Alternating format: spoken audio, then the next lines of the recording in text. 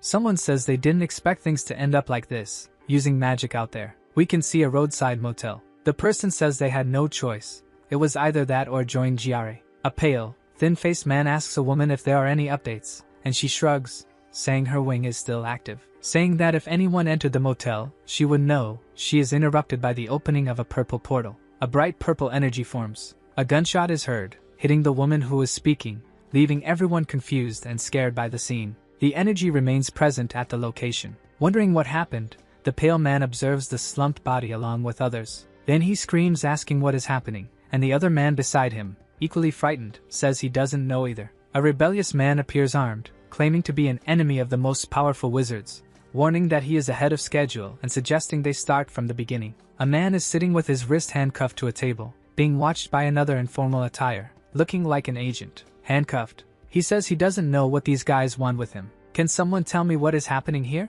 The young man asks, not understanding as the other sits in front of him. With a symbol on his wrist, he introduces himself as an agent of the Arcane Regulation Guild, saying the man is a suspect in an attack at the Shahe Fitness Center. The detained man asks if this is some kind of joke. He is told that there is no joke, but that a son of the dragon is on the loose and the man was the only conscious person at the scene. Then he tells the young man that magic is real and whether he realizes it or not, he is a wizard, leaving the man shocked, and suggests they return to the initial scenario. Callum Wells says he was at his mother's funeral, and for some reason, there was a man with a strange aura there. He also mentions that he has seen people with that otherworldly presence before, but it was invisible to everyone else except for him. Then the young man feels a pang in his head and wonders if it is just another headache. The man with the blue aura moves away, walking among the attendees, then thinks he has seen a few cases, but as he enters his neighborhood gym, he remembers that it wasn't rare enough to dismiss as mere imagination. He realizes that the owner of this neighborhood establishment is one of those people. The guy waves at Callum Wells and says he hasn't seen him in a while.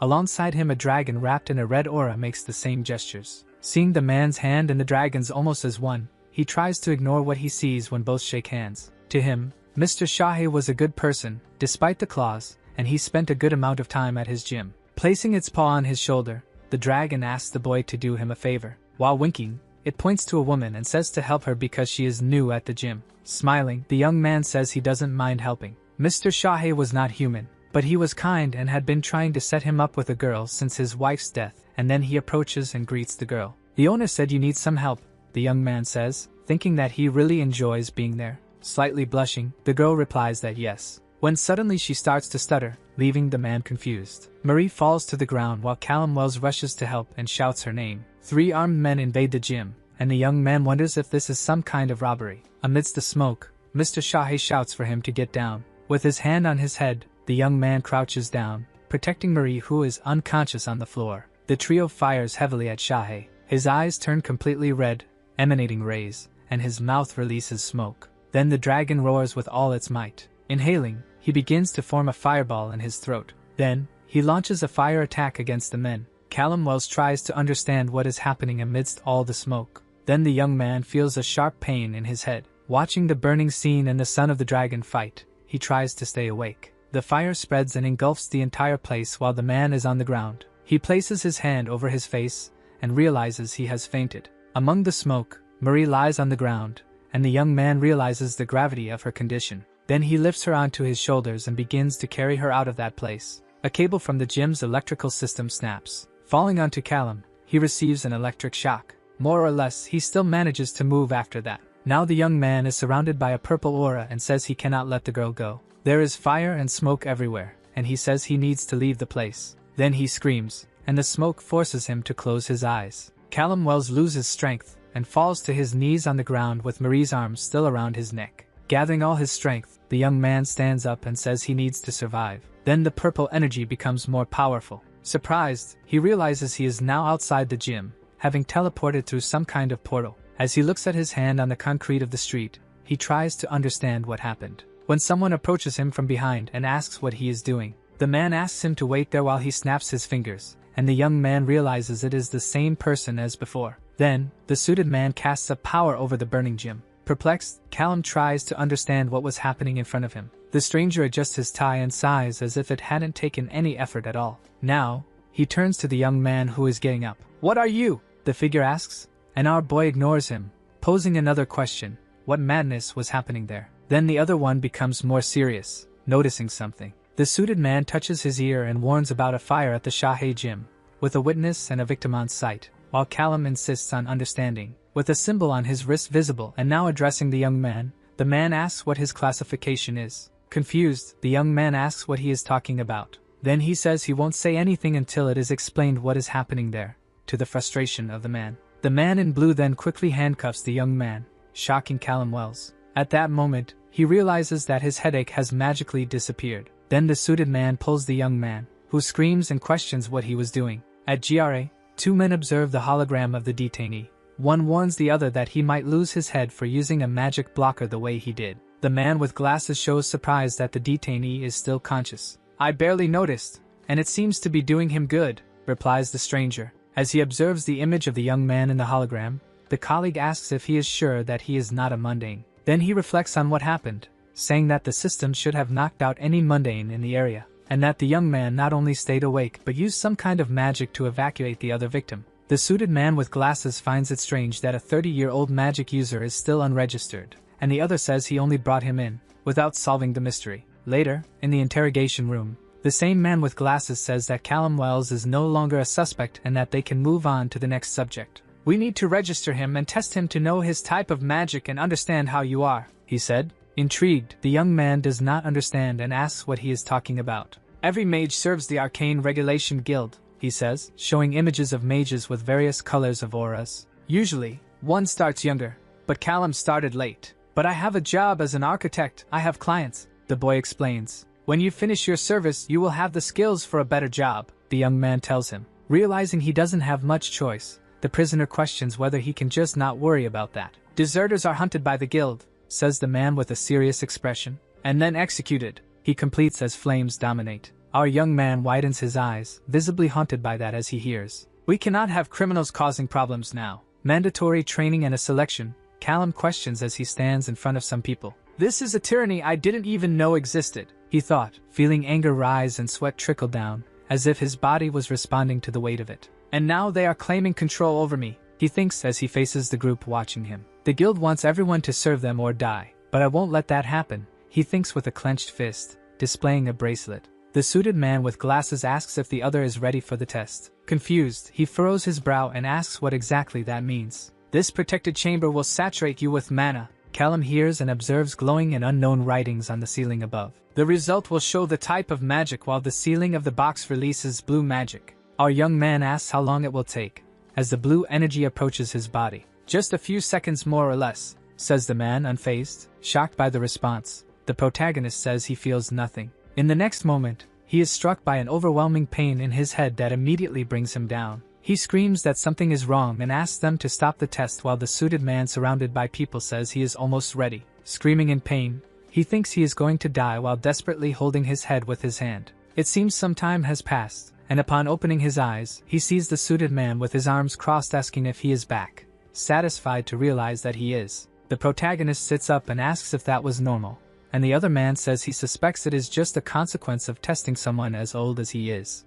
"Even so, while you were out, we moved forward and placed your mage mark," he completed. "They tattooed me while I was unconscious," he thinks as he observes the symbol marked on his wrist. Bothered by staring at his wrist, he tells himself that these people don't care at all about freedom. The other explains that being a spatial mage is rare, that he will need a tutor, and the value will count towards his service time. What a scammer, he reflects while casting a furious glance. Callum asks if there is any chance of going home and sorting things out before being taken away. As he gets up from the hospital bed, Agentson can take him. He will be his officer this week, or until he is integrated, he replies while another man disinterestedly looks at his phone. "Nice to meet you," says the protagonist, completely ignored by the agent who keeps his eyes fixed on the device. Angry after being left hanging, the man scowls. In the car heading to another location, the protagonist asks what a spatial mage does to be recruited. Space doesn't have a real attack, so the job is with transportation and will basically be a loader. Then the young man questions what the agent does.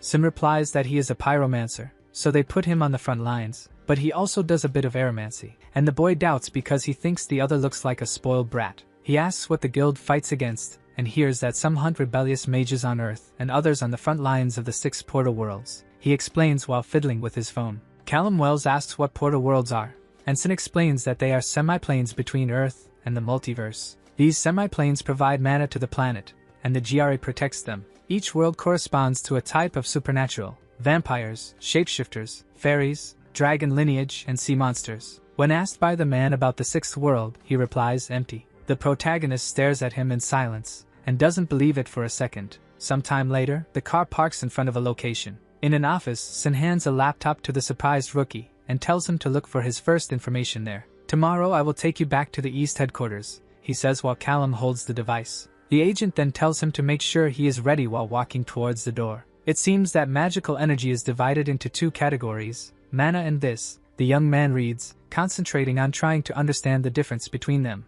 Mana is like a type of ambient magical atmosphere from which mages can draw power. The mana of a mage is called this, which can take specific and unique aspects. Like the spatial talent I possess, he reflects, paying attention to the information. I want to learn everything, but here there's only the basics, he thinks as he leans back in the chair. I started at a disadvantage since most mage children learn this in kindergarten. Better to start with something simpler, he says as he returns to a normal position. This should be easy, he observes the mechanical pencil on the table. Callum holds his forearm and extends his open hand towards the object, trying to channel magical energy. Focus, the man directs his energy towards the pen. A blue energy projects from his hand to the mechanical pencil, which begins to move rapidly across the table. Push, he exclaims still concentrated, and the object is thrown forcefully, accompanied by a vibrant blue trail cutting through the air. After being launched, it pierces the ceiling and gets lodged in it. It worked, thinks the protagonist, discreetly celebrating with visible pride. It's basically a brute force magic,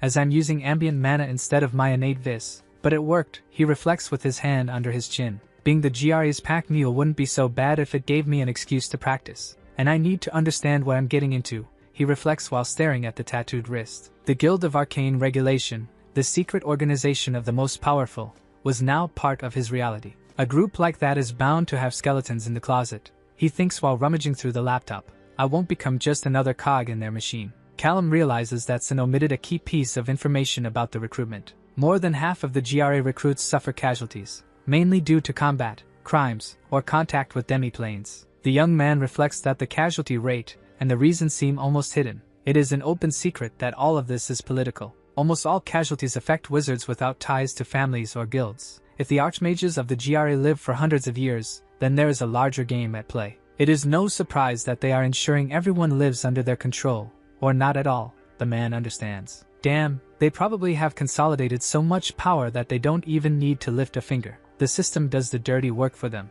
The bureaucracy ensures that the system continues to exist, as those in power want to maintain it. But to hell with all of that, he thinks as he closes the laptop. The GRA can keep everyone else under their thumb, ready to serve, he reflects while Sin snores heavily on the couch. But Callum Wells would rather perish than give up his freedom, he concludes as he rises from the chair. He asks himself that if they want a rebellious wizard they will have one. If I'm going to disappear then I need to be careful about it, as he grabs a large amount of money from a safe. Any mistake could bring the entire guild down on him, he reflects, closing the zipper of a bag with the money. Then, he opens a window with the bag slung over his shoulder. Callum's sneakers make a noise as they hit the ground. Sin is awakened from his sleep by the sound. The new wizard realizes his slip and hopes he hasn't been noticed. However, the agent violently opens the door. The room is already empty, leaving the man furious. Escaping during my watch, he speaks angrily with his hand on his head, and a green aura forms around him. Then let's see how far he can run, he says as his energy intensifies. I need to get out of here, thinks the rebellious protagonist as he hurriedly walks among various people on the street. He had a few minutes head start on Agent Sin, but he had no idea how fast he could be, he thought, panting. As the agent approached, he thought about what the other had said, that he was a pyromancer and an aeromancer. Sin clenches his fist in anger, emanating green energy. In the worst-case scenario, he can fly like a superjet, says Callum as the agent levitates, surrounded by energy, also concentrated in his clenched fist. And like a green lightning bolt, he shoots toward the sky. Damn, there's no way I can escape him if that's the case, he thinks nervously. That idiot, he better have a good excuse or he just challenged the GRA as an enemy, he thinks, shooting through the air after the fugitive. As a rebellious wizard, he would now be in the sights of the strongest and most dangerous agents of the guild, Sin concludes, anger etched on his face. He reflects on the type of threat involved, aware that there are agents even more powerful than him. As he levitates above the crowd, he considers whether he should alert someone, especially Agent Theron, in case the fugitive is really trying to escape. But he recoils at the idea, furious, reminding himself that he has a reputation to protect and cannot allow them to discover his mistake. With that in mind, he accelerates alone toward the crowd, determined to resolve the situation on his own. Like a green lightning bolt, Sin easily catches up to Callum among the people. Then he notices the sudden presence of the agent beside him and freezes. "I found you," he says, looking sinisterly at the protagonist. Surprised and furious, the protagonist looks at the agent. He is shocked by the speed at which he was found, but he doesn't give up and runs to the opposite side. Sin says that Callum cannot escape him. As he runs, the man hears the cutting voice saying that he is just a weakling who slipped through the cracks. People notice the commotion in the air, confused, thinking it's just the weather changing. The rebel realizes that people do not see him. During the chase, he passes just inches from people, but none of them notice him, blind to his magic. Callum thought the crowd would limit Sin's magic, but soon realized he would need to escape another way. He observes his reflection in a shop window. Then the protagonist notices a coat displayed in the store and thinks of a plan. Levitating and emanating power, Sin wonders where that idiot could have gone. And again he spots the fugitive. "Got him," he asserts, extending his hand toward Callum Wells. Sin places his hand on his shoulder and asks how he could help, surprising the protagonist. Then the agent turns while the other tensely watches him. The agent then widens his eyes in surprise. On the ground, the backpack that Callum was carrying is left alone, to his astonishment. Grinding his teeth, Sin opens the bag. Inside, he sees only clothes. Callum disappears, leaving the agent alone among the crowd. "Curse rat," he exclaims, clenching his fist filled with energy. With another bag and disguised in the display coat, the young man waves for a taxi. Masked, he asks the driver to take him to the Wesley Farms. Lowering the fabric that covers his face, he adds for him to take the back roads. Easy to track, commercial planes won't do, so he strikes a deal with an agricultural pilot. Inside the small aircraft, he knew it wouldn't be quick, but by dawn he would be in the middle of nowhere. Saying goodbye to the pilot, he knew the new clothes helped, but they wouldn't hide him for long. In front of the mirror and with a box of dye, he knew he needed to change his appearance to avoid being recognized. And then he starts cutting his brown hair. Strands of hair fall onto the bathroom sink. He stares at himself in the mirror after the makeover, and says he will go with black after all. Then comes the paperwork. Wizards need mundane documents, and a magical pawn shop can probably handle that. He opens the door. The attendant is a green being with large lower teeth and pointed ears. He asks how he can help. Callum tells the apron-wearing being that he needs a mundane identity. 2,000, the orc says bluntly. Holding out cash along with the notebook, the man closes the deal. The rebel observes his new identification document with his new name, Chase Hall. "This will work," he says, smiling at the Shrek. "I stayed off the GRA radar for 30 years, and I will do it again if it's the price of my freedom," he reflects as he walks alone. In the room, the bespectacled agent asks how Callum escaped without triggering the barriers, while the man in the hat stares at the door. Sin tries to justify himself, saying he only sealed the doors since they would be there for one night, and didn't imagine he would jump out the window. The hat-wearing agent says he doesn't detect any magical residue, and it just seems like a simple escape, which leaves the bespectacled man furious. With his hand on his head in frustration, he says that Archmage Duval will not accept that, as she was set to start training him the next day. Looking at them, the man in the hat comments that if the boy knew this, he wouldn't blame him for running away. Irritated, the bespectacled man says he is glad John has a sense of humor about the matter, and that he certainly won't mind being the one to inform Duval. John pointed to himself, his face revealing nervousness, and asked if it would be him. A furious voice echoes from outside a mansion, incredulous at what she heard. He tries to warn that everyone is looking for him, while the furious Archmage tightens her grip on his neck with magic. Trying to bring his hands to his neck, he exclaims that even vampires and shapeshifters have been alerted, but she knows their nature. Furious, she stared at him, curious about what he would say. John concludes, trembling, that learning spatial magic without help is difficult, and that perhaps Callum chose to lead a normal mundane life. The Archmage repeats what she hears from the man with disdain. She exclaims that no one decides to stop using their magic, that he is not a mundane but a rebel wizard, throwing the young man to the ground. "Of course, Archmage," he says, dying on the floor, promising to continue the search. "Well then, I pray for him and for you to find him, Agent John," Duval says, approaching the man. "Or will I have to use my own resources on this matter if this Callum Wells really decided to rebel," she says. Duval concludes by saying that if that is the case, Callum Wells needs to be captured and executed once and for all. A car is parked in front of a small house in the Midwest, where two people are at the door. A blonde woman asks the sheriff if that was the man. They ask if he was there for the property, and getting out of the car, Callum questions if they are the owners. "It belongs to my daughter Jessica," the man says, pointing to the young woman who smiles and waves, while he introduces himself as Arthur Langley. Chase Hall, the fugitive introduces himself using his new name. Arthur Langley stares at him for a few seconds, then they shake hands. In the kitchen, the old man asks if he is interested in the property. The protagonist comments that the place is nice and quiet. Perhaps fixing it up could keep him busy. Jessica says he seems too young to be retired. Callum smiles and says he is not retired, just taking a break for health reasons. Sheriff Arthur Langley crosses his arms while his daughter comments that she has been trying to sell the property, but there aren't many buyers around those parts. Better for me, the fugitive asserts. The next day, staring at the bag of money, he calculates that he has about 2 years of living expenses after paying for the house. But I can't worry about that right now. The immediate goal is to learn everything I can about magic, reflects the rebel. If I don't master this subject, it's only a matter of time before the GRA catches up with me, he thinks while imagining Sin reaching him. All the readings indicate that spatial mages are limited to portals and minor enchantments. The man observes the computer screen with research. Callum Wells reflects, crossing his hands in front of his face. He didn't believe it, but he thinks it's impossible to learn about space without going through the Archmage, since she is the only authority, which shows how monolithic the GRA is. The first time he created a portal was accidental, reflects the man, staring at an open field. He remembers when he pulled Marie from the fire through a portal purely out of his subconscious desire. Then the young man concentrates the magic in his hand, trying to create a portal intentionally. When on the ground, a portal opens, surrounded by his purple energy. Callum Wells sighs upon realizing that it worked. And here we go, says the protagonist. He takes a step toward the portal. Finally, the young man steps into the portal he just created. Then he emerges from the portal in another part of the field where he was. Proud, the rebel celebrates defeat while staring at his clenched fist. He understands that the distance was a bit limited, but not bad for a first attempt. With his hand on his chin, the man imagines what else he can make work. It's Monday, and Callum Wells takes his scalding shower amidst the steam. As he puts in the shampoo, he is surprised to see that it is already empty. Then a small portal opens in a compartment with other bottles. He reaches his hand through the portal and begins to feel around for the shampoo. Smiling and proud of himself, he manages to grab the item using his magic.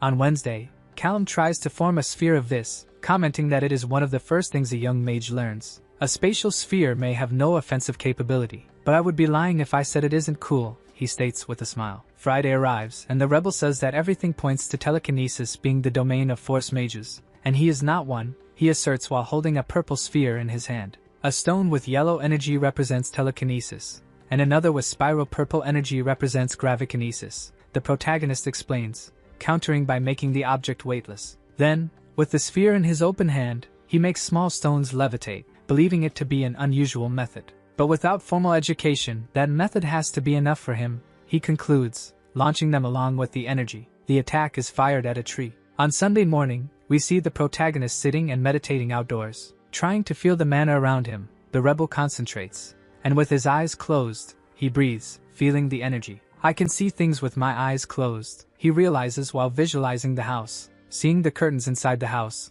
he notices that he can even see through things if he pushes himself. Reflecting on the range still being limited, Callum sees Jessica walking through the house. He gets startled, his eyes widening. Mr. Hall, Jessica calls, looking for the young man. Waving to the woman, he smiles and asks what brings her there. Then she says that the kids are going back to school, and some might show up in his yard, even though they were told not to. The protagonist laughs and says it's all right and that he hasn't even started cleaning the parts of the yard that are overgrown with weeds. Don't worry about that. The kids in the area do well outdoors, he says with a smile. Jessica mentions that she was in the area and decided to stop by, bidding farewell with a warning for the young man not to disappear. Then he says goodbye with an awkward wave. Callum panics and wonders if the woman saw anything. Looking around, he thinks of the hours he spent casting vis in all directions, leaving visible purple marks. I need to understand how to suppress residual magic, he thinks as he runs away. Nervous and sweating, he realizes that if anyone feels this in his yard, it will be the end of his disguise.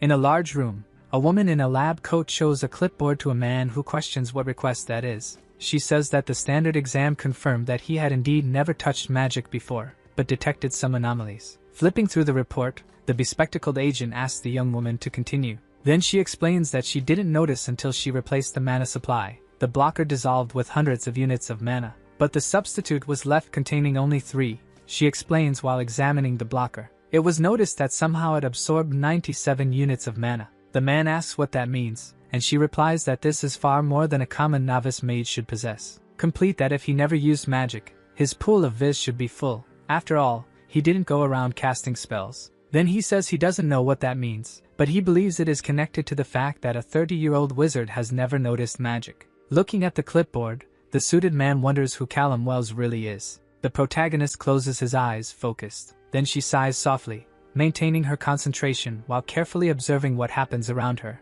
Alright, this should be enough vis, concludes the wizard, observing the energy in the environment. Vis is a type of magical energy that is unique to each wizard. After positioning a circle on the table, he begins to spin it, and releases a huge amount of purple lightning. The object spins faster and faster. Perfect, exclaims the wizard, satisfied with the result achieved. With the vortex pattern he found online, he can use the ball bearings to erase any trace of magical residue. Callum observes the circle in his palm, certain that in just a few weeks he has made significant progress, and this will help him stay off the GRA's radar. Feeling that he should be happy, but something inside him remains empty. The rebel furrows his brow. Recalling his mother's funeral, the wizard realizes he started to run away on the same day he buried her. The protagonist feels he has been moving so fast that he never had time to reflect on what he lost. My parents, my wife, he reflects, remembering the memory of their gravestones with bouquets. Recalling a picture of them all together, he realizes that his hometown was yet another loss in his life. I wonder if Celine would have liked it here, he says, staring at the ceiling.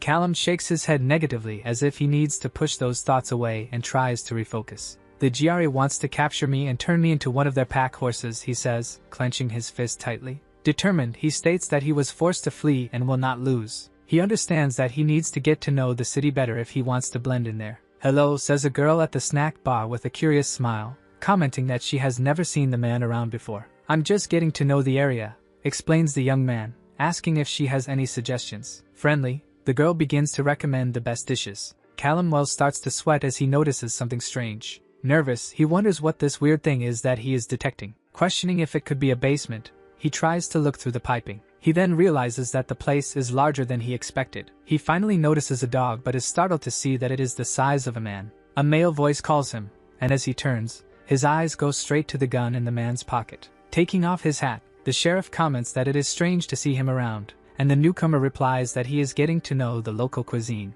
Arthur Langley says that his niece Clara makes the best steaks, and the girl agrees. She steps away, and Callum comments that she seems nice. The sheriff says that the young people there are well adjusted and no one has crossed his yard yet. We have a great priority in respecting territory around here, the smiling old man states. Territory, the protagonist reflects, feeling uncomfortable. Look, I don't want to take up too much of your lunchtime, the old man asserts, placing a hand on the young man's shoulder. The old man whispers that he has seen strange faces around and asks that if he notices anything odd, the man should get in touch. Strange faces, the wizard thinks, feeling a slight tightening of nervousness in his chest. I was also a strange face before, says Callum, asking if the sheriff had mentioned him to others. Agreeing, he confesses that yes, but then he realized that he was not from the big city. Not like the people I'm talking about, the sheriff replies seriously, maintaining a firm gaze. That statement hits the rebel deeply. He wonders if Arthur could be talking about the GRA, which could be bad. Your order is ready,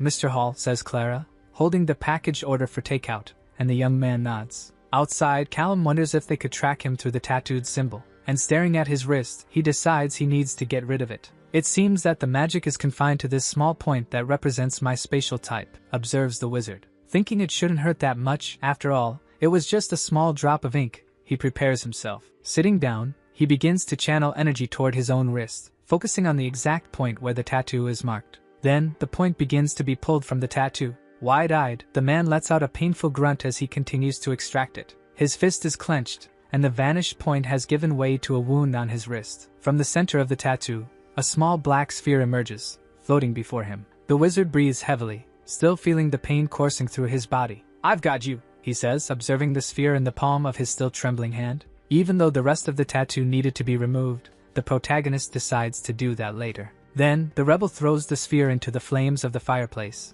watching as it slowly dissolves in the fire. He exclaims for it to burn, as the sphere is destroyed by the blazing flames of the hearth. He wonders if the small siphons he created to store vis can also release it when needed. Making portals and small tools is easy, but the cost increases. Trying to do something larger than a person exhausts me like a portable battery, thinks the wizard. Quickly, he reflects that he could recharge with this in a critical situation, as if he needed to escape. When suddenly someone knocks on the door, startling the rebel in the midst of his thoughts. He realizes someone is there and hesitates whether to answer, feeling the tension rise as he quickly turns toward the door. The protagonist begins to sweat, the tension increasing with every thought, as he wonders if it could be the GRA. Then he uses magic to see through the door, and sees Arthur Langley accompanied by another police officer. He wonders in surprise if that is the sheriff, while the old man patiently waits beside the young man in a cap. Uncomfortably and hesitantly greeting the gentleman, he asks what brings him there that afternoon. Arthur apologizes for appearing suddenly but says he needs to ask a few questions. With his voice laden with apprehension and his gaze visibly tense,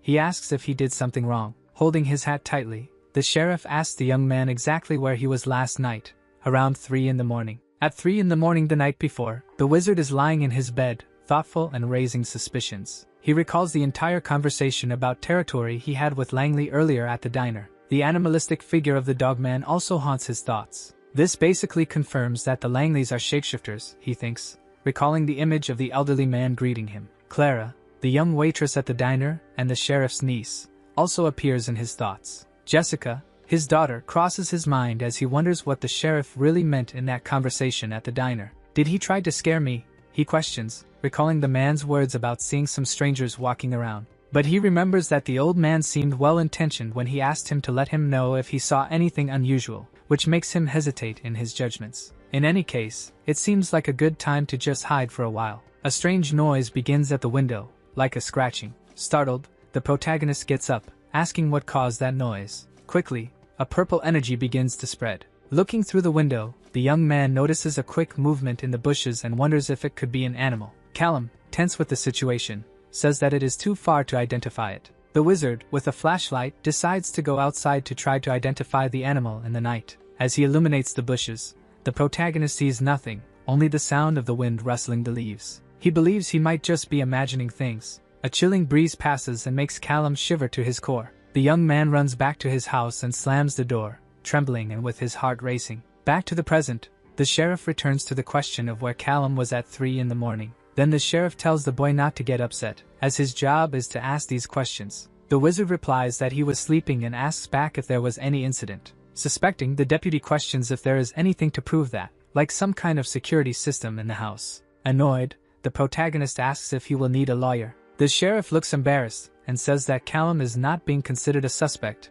and that he just wanted to be able to take him off the list. Indeed, there is a security system, but just a door that records logs without cameras, says the protagonist. Callum thinks that even if there were cameras, he couldn't let them know about it since he practices his magic in the backyard. Then the deputy finally decides to reveal that there was a murder in the neighborhood. In shock, the protagonist questions the fact that such a crime occurred. The sheriff's assistant says that someone broke into Mr. Hardy's house and asks if Callum had seen anything. Stammering, the wizard says he saw nothing, and then he remembers the noise from the night before. The protagonist was very focused on the shapeshifters and the GRA. Frustrated, Callum thinks that because of this he did not consider that there was a criminal out there. Noticing the man's pale face, the sheriff asks if he remembered anything important. Finally, the wizard, even though bothered, decides to share that something woke him up last night, and he thought it was a large animal, which is all he knows. The assistant questions about the animal, while the sheriff takes notes, and thanks him for the information, as it will help with the investigation, and says he will contact him if he has any news. As they leave the house, the deputy duo asks if he bought the story that Callum told.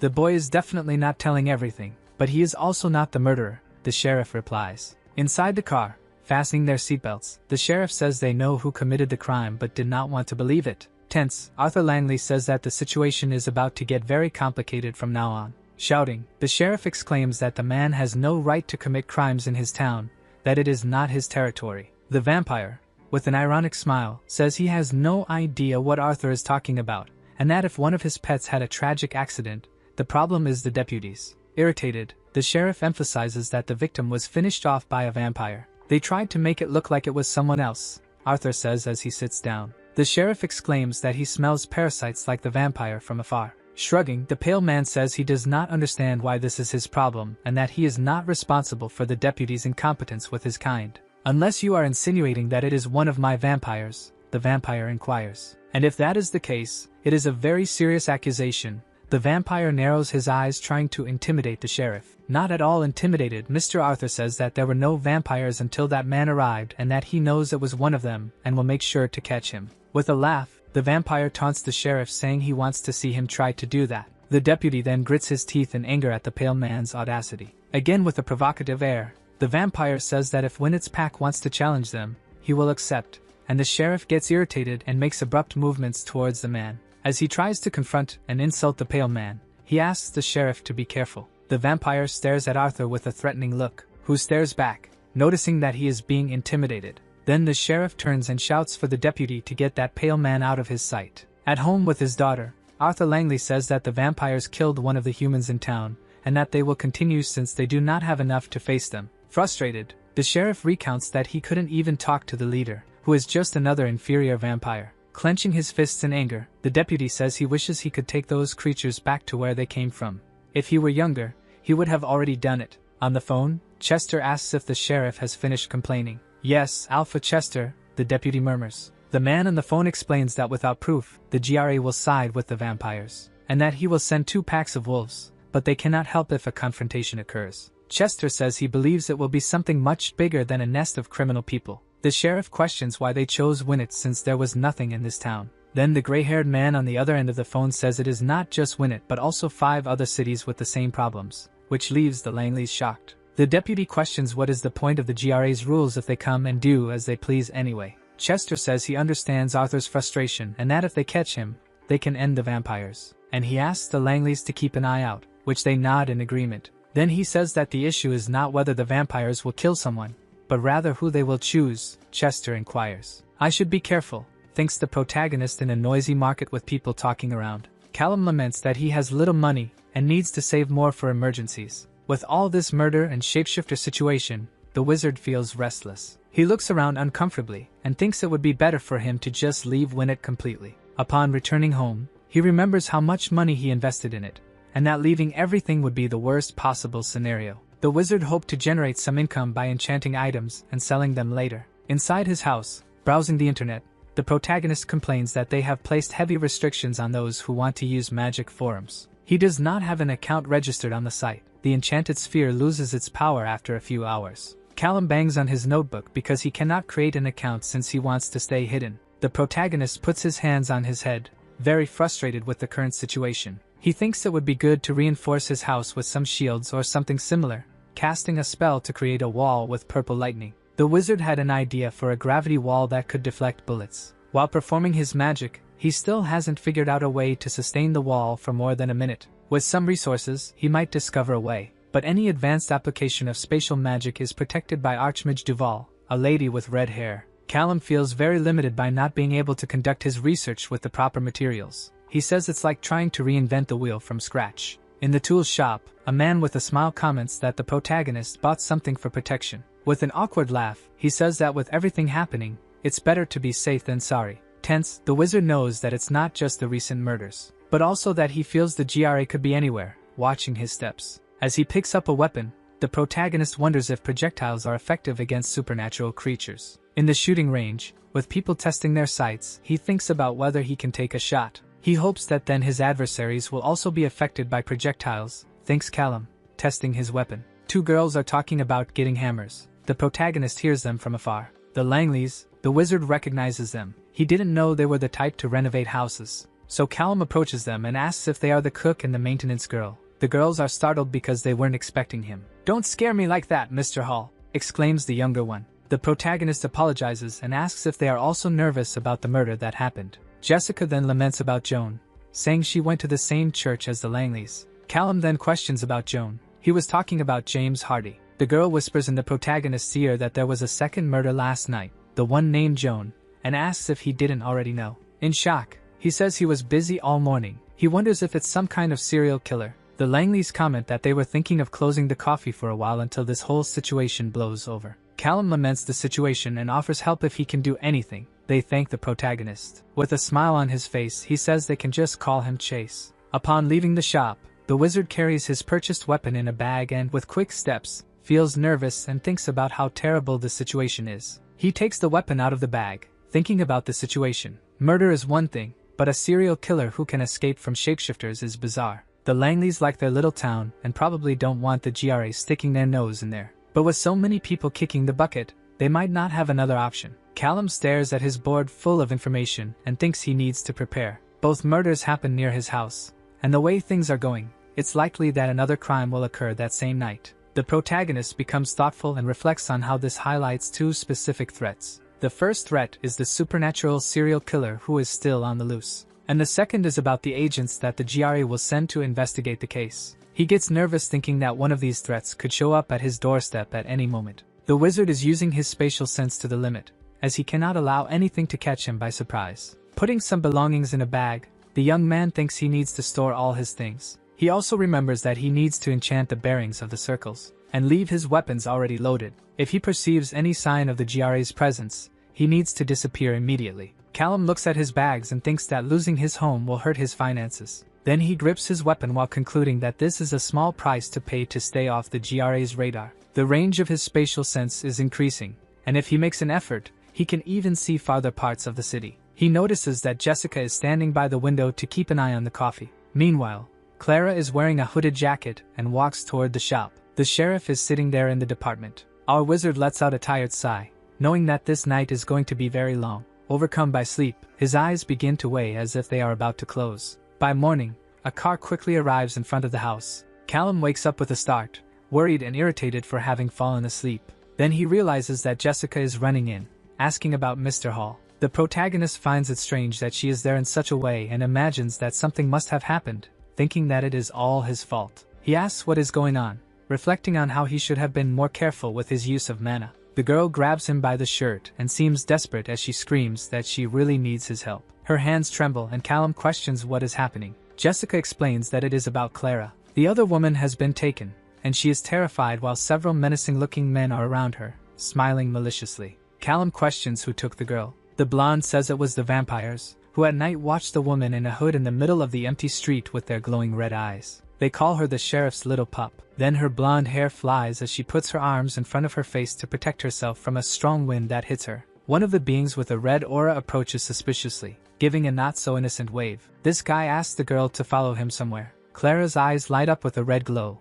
and smoke of the same color surrounds her face. Back in the present time, Jessica explains that the vampires made the girl walk to their nest. Then she screams desperately, saying that the wizard had promised he would help. He hardly knows what to say at that moment, and wonders what the hell he can do. Callum questions whether he should admit that the supernatural exists, thinking of books with writings and symbols. It was Jessica who caught him with his vis before he knew how to hide it, so he doesn't even know if he could convince her that he is not a wizard. The young man tries to calm the girl, suggesting that they go into the house first. His hand holds her shoulder as he thinks that he has no choice. He cannot simply run away and leave Clara alone in the hands of vampires. Our wizard realizes that Jessica mentioned that the vampires took the girl, not that they took her life. The woman confirms that this is indeed the case and seems genuinely worried. Callum knows that he cannot face a bunch of supernatural beings in a fair fight, especially at the level he is at. Then the blonde grabs him again and tries to convince him to help. The protagonist becomes serious and says his name before continuing. He holds her hand in a comforting manner and promises that he will do everything possible to help.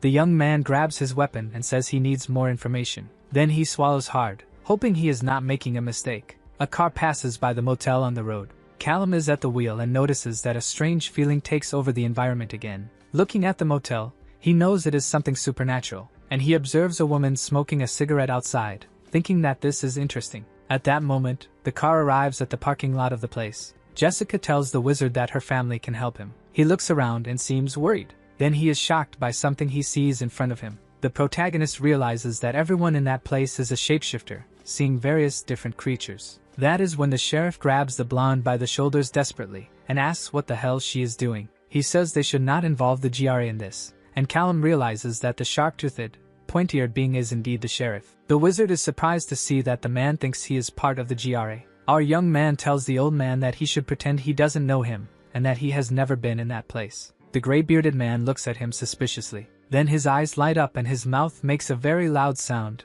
sending powerful waves through the air. He asks everyone present if they heard what was said. Now Callum is sitting on a bench and hears someone questioning what he can do. A canine-looking being says that it will not ask many questions, but would like to have an idea of what awaits them. The sheriff explains that the vampires have taken the motel further down the street, and will try to conquer their territory as well. He remembers the quiet motel that is on the road. The young man says that they have a wizard there since he has been feeling a presence all week, and he imagines it is the girl with the cigarette. Then the old man says that he really believes that. So far, the vampires from this nest have already taken the lives of 2 people. Callum questions why nothing has been done so far if they already knew about the culprits of the murders. The bearded man explains that the Winnet gang is not strong enough to challenge them, and that the treaty prevents other supernatural beings from getting involved without concrete evidence. According to him, shapeshifter groups are vulnerable because they take the blame for any little thing, and he finds it absurd that the guild is responsible for peace and does nothing. The protagonist is surprised to hear about the treaty.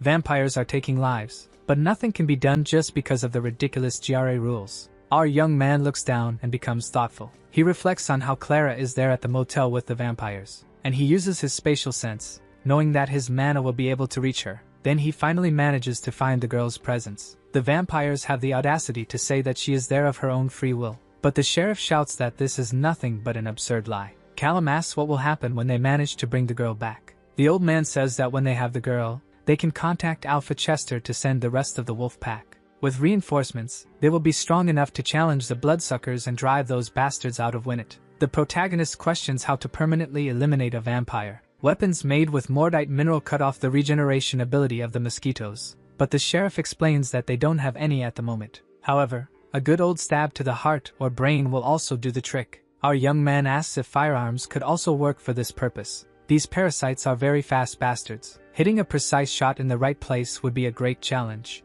Callum thinks this is not going to be easy at all. The old man seems surprised to hear the mage say he will figure it out. Jessica questions whether he can really do anything. Holding his weapon with a determined expression, the protagonist asserts that he will bring Clara back home. But for that, he will need a few things. A few moments later, Callum asks if the place he is in is a cell, and the sheriff explains that it was the only soundproof room there, and says that the pillows are ready. The bearded man says he doesn't know what the guy is up to, but that time is essential and he can't take long. Our spatial mage assures that he will finish everything he needs to do in just 10 minutes. But the wolfman leaves the room saying he will only give 5 minutes. The protagonist looks back for a moment, and then becomes nervous thinking about where he has gotten himself into. If he fails, it won't just be the GRA on his tail, but he will also anger the vampires and disappoint the shapeshifters. Callum has no idea what that mage is capable of, but the mage saw Clara, who is chained up and completely alone, so he can't just stand there doing nothing. Now we can see that same motel again, still during the day. One of the vampires comments that the shapeshifters are too quiet,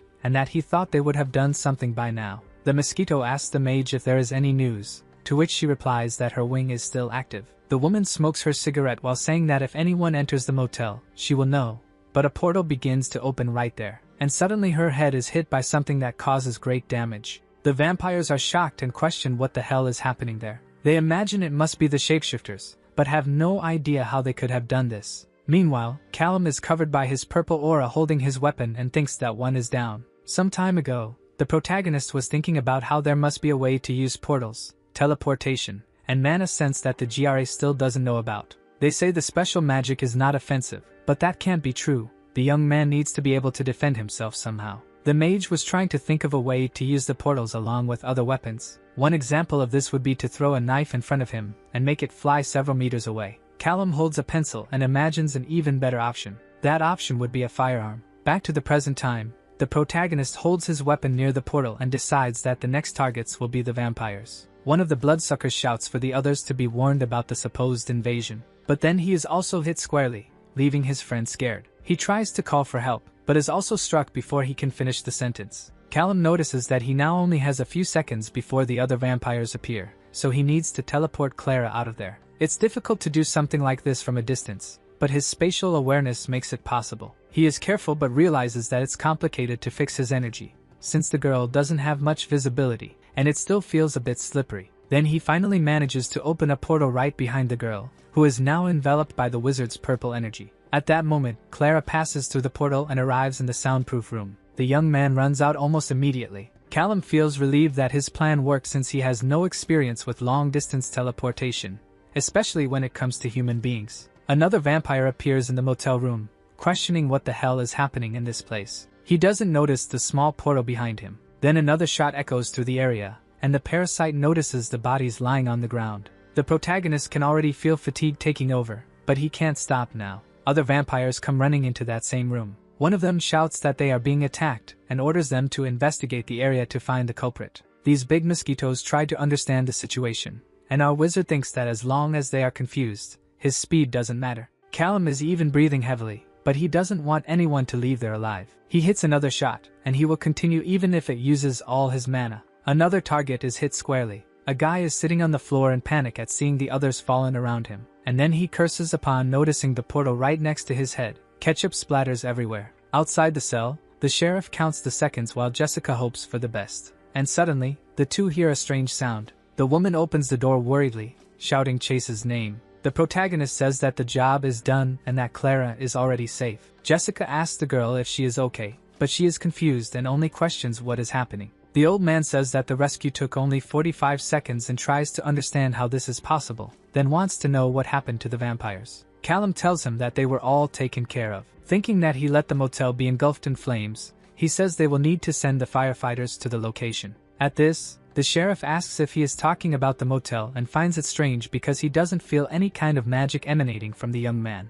He is about to ask something, and the circle on the protagonist's necklace glows with purple energy. Our wizard warns the old man that they need to act quickly before the whole neighborhood catches fire. Callum gained a lot by taking care of the vampires, and he thinks he needs to get home soon to sort everything out. At that moment, someone stops him from getting into the car by calling his name. Jessica waits to talk to the protagonist. He asks if the woman shouldn't be with Clara, but she says she just wanted to thank him. Our young man is about to say that it's no problem, but he is interrupted. The blonde gives Callum a kiss on the cheek, which leaves him a bit surprised. The wizard turns all red with embarrassment. Poor guy. Jessica says she needs to go back now because Clara needs help. The protagonist is still a bit shy and even stutters when he says that everything is fine. Now the wolves are gathered, and the sheriff informs Alpha Chester that the problem with the vampires has been resolved, so the man asks what he did. The old man assures him that he did absolutely nothing, and that no member of the group was involved in this. Then the Alpha, through the phone, asks Arthur to explain better what happened.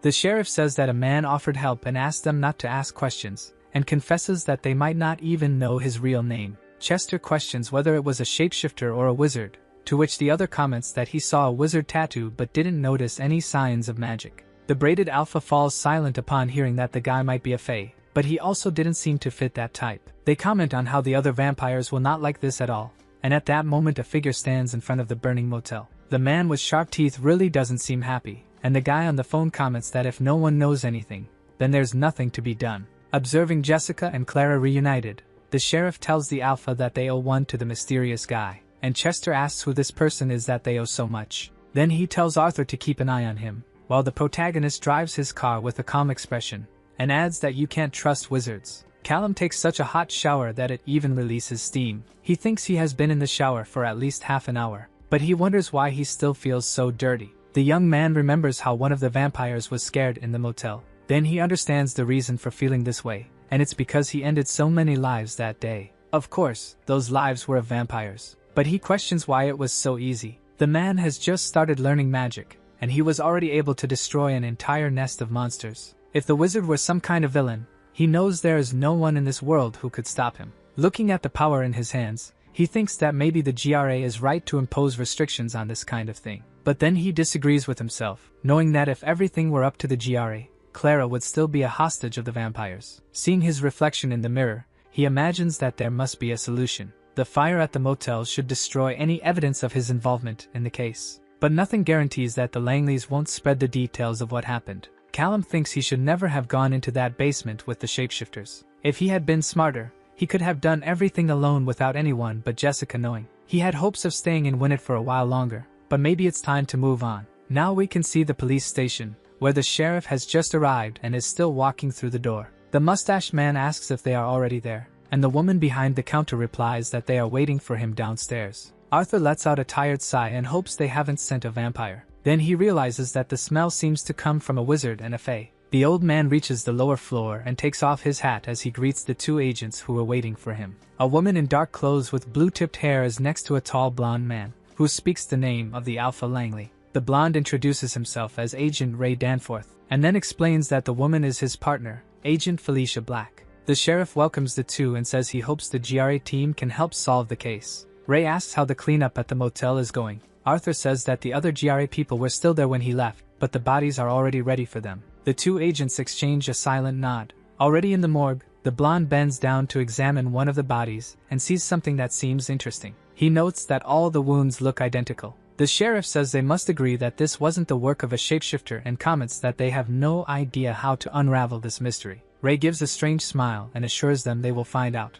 Then he calls Agent Black to do something. The woman approaches the body and places her hands on its head, and releases a kind of power over it, which glows with a bluish light. Suddenly her eyes light up with the same hue, and her head jerks up abruptly. She returns to normal shortly after, and says that this vampire hadn't seen anything because he was sleeping at the time of the attack. The old man becomes worried upon realizing that this agent can see the memories of people who have passed away. Felicia continues, saying that the other vampire heard gunshots, but was dragged away before he could react. Ray comments that at least one of them must have seen something, but his partner assures him that she only sees confusion and that none of the vampires understood what was happening. This leads the man to believe that the killer must be someone very experienced. Arthur whispers that this is very frightening. The agent wants to know what he just said, but the old man brushes it off, explaining that he just thinks all this destruction is very terrible. Ray doesn't seem to buy the excuse but only says he understands. He tells Alpha Langley that he will need to spend some time and win it because it's very dangerous to let someone capable of causing such terror loose.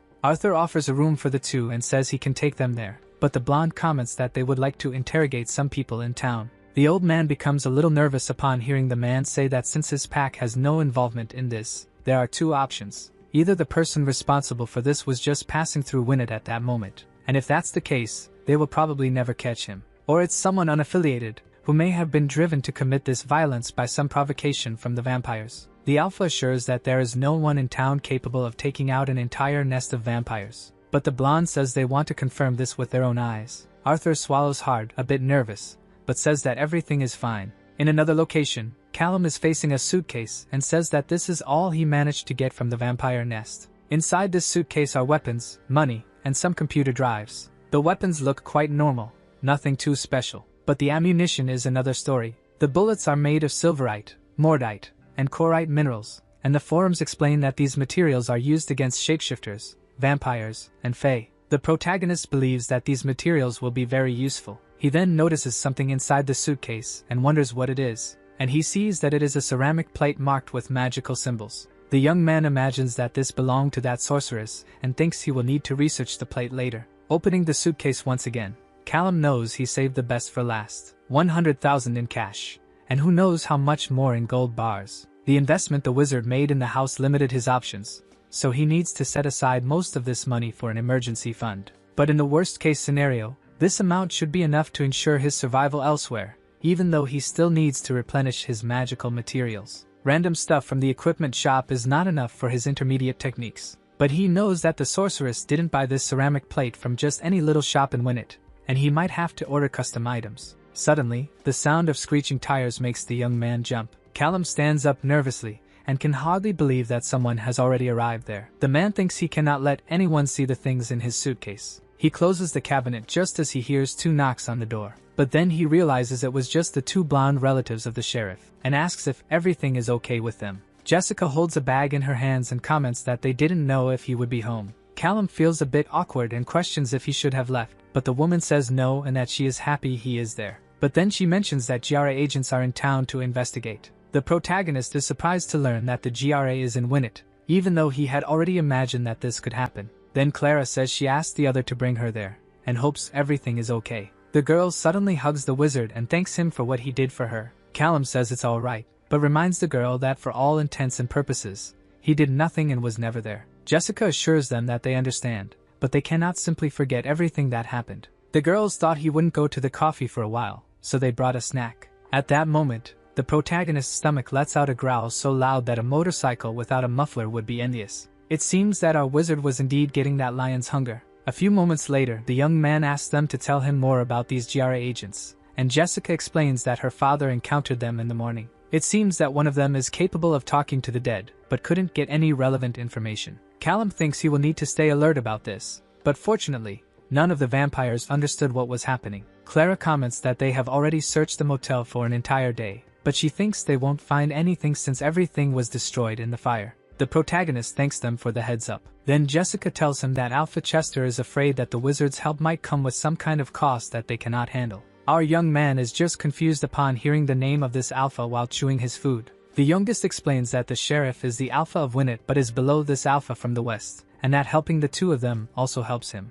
The wizard says he doesn't expect any kind of reward for his actions. Clara is surprised to find out that the man really won't charge anything in return. He assures them that they don't owe him anything, and that he actually prefers they don't even touch on that subject. With that, the girl smiles and promises they will stay quiet. Meanwhile, in the wreckage of the motel, Agent Ray asks if anyone there found anything interesting. Another man says he found a magical signature, but doesn't think it will be useful. The blonde questions whether the vampires were with an air mage, and the other responds that yes, and that he didn't find any more signatures around. Ray asks if there is anything else, to which the guy replies that he has a list of everything the vampires had, but it seems the items were taken from the location. He thinks the Vampire Council of Minneapolis won't like this at all, so he asks Felicia to keep an eye on those stolen items. The woman simply nods without saying a word. The agent comments that he finds this fire a bit suspicious. He kneels down and says that normally the pack would have already done the cleanup. Ray wonders why they would let the mundanes get there before them. His partner reminds him that the shapeshifters swear they had no involvement in this.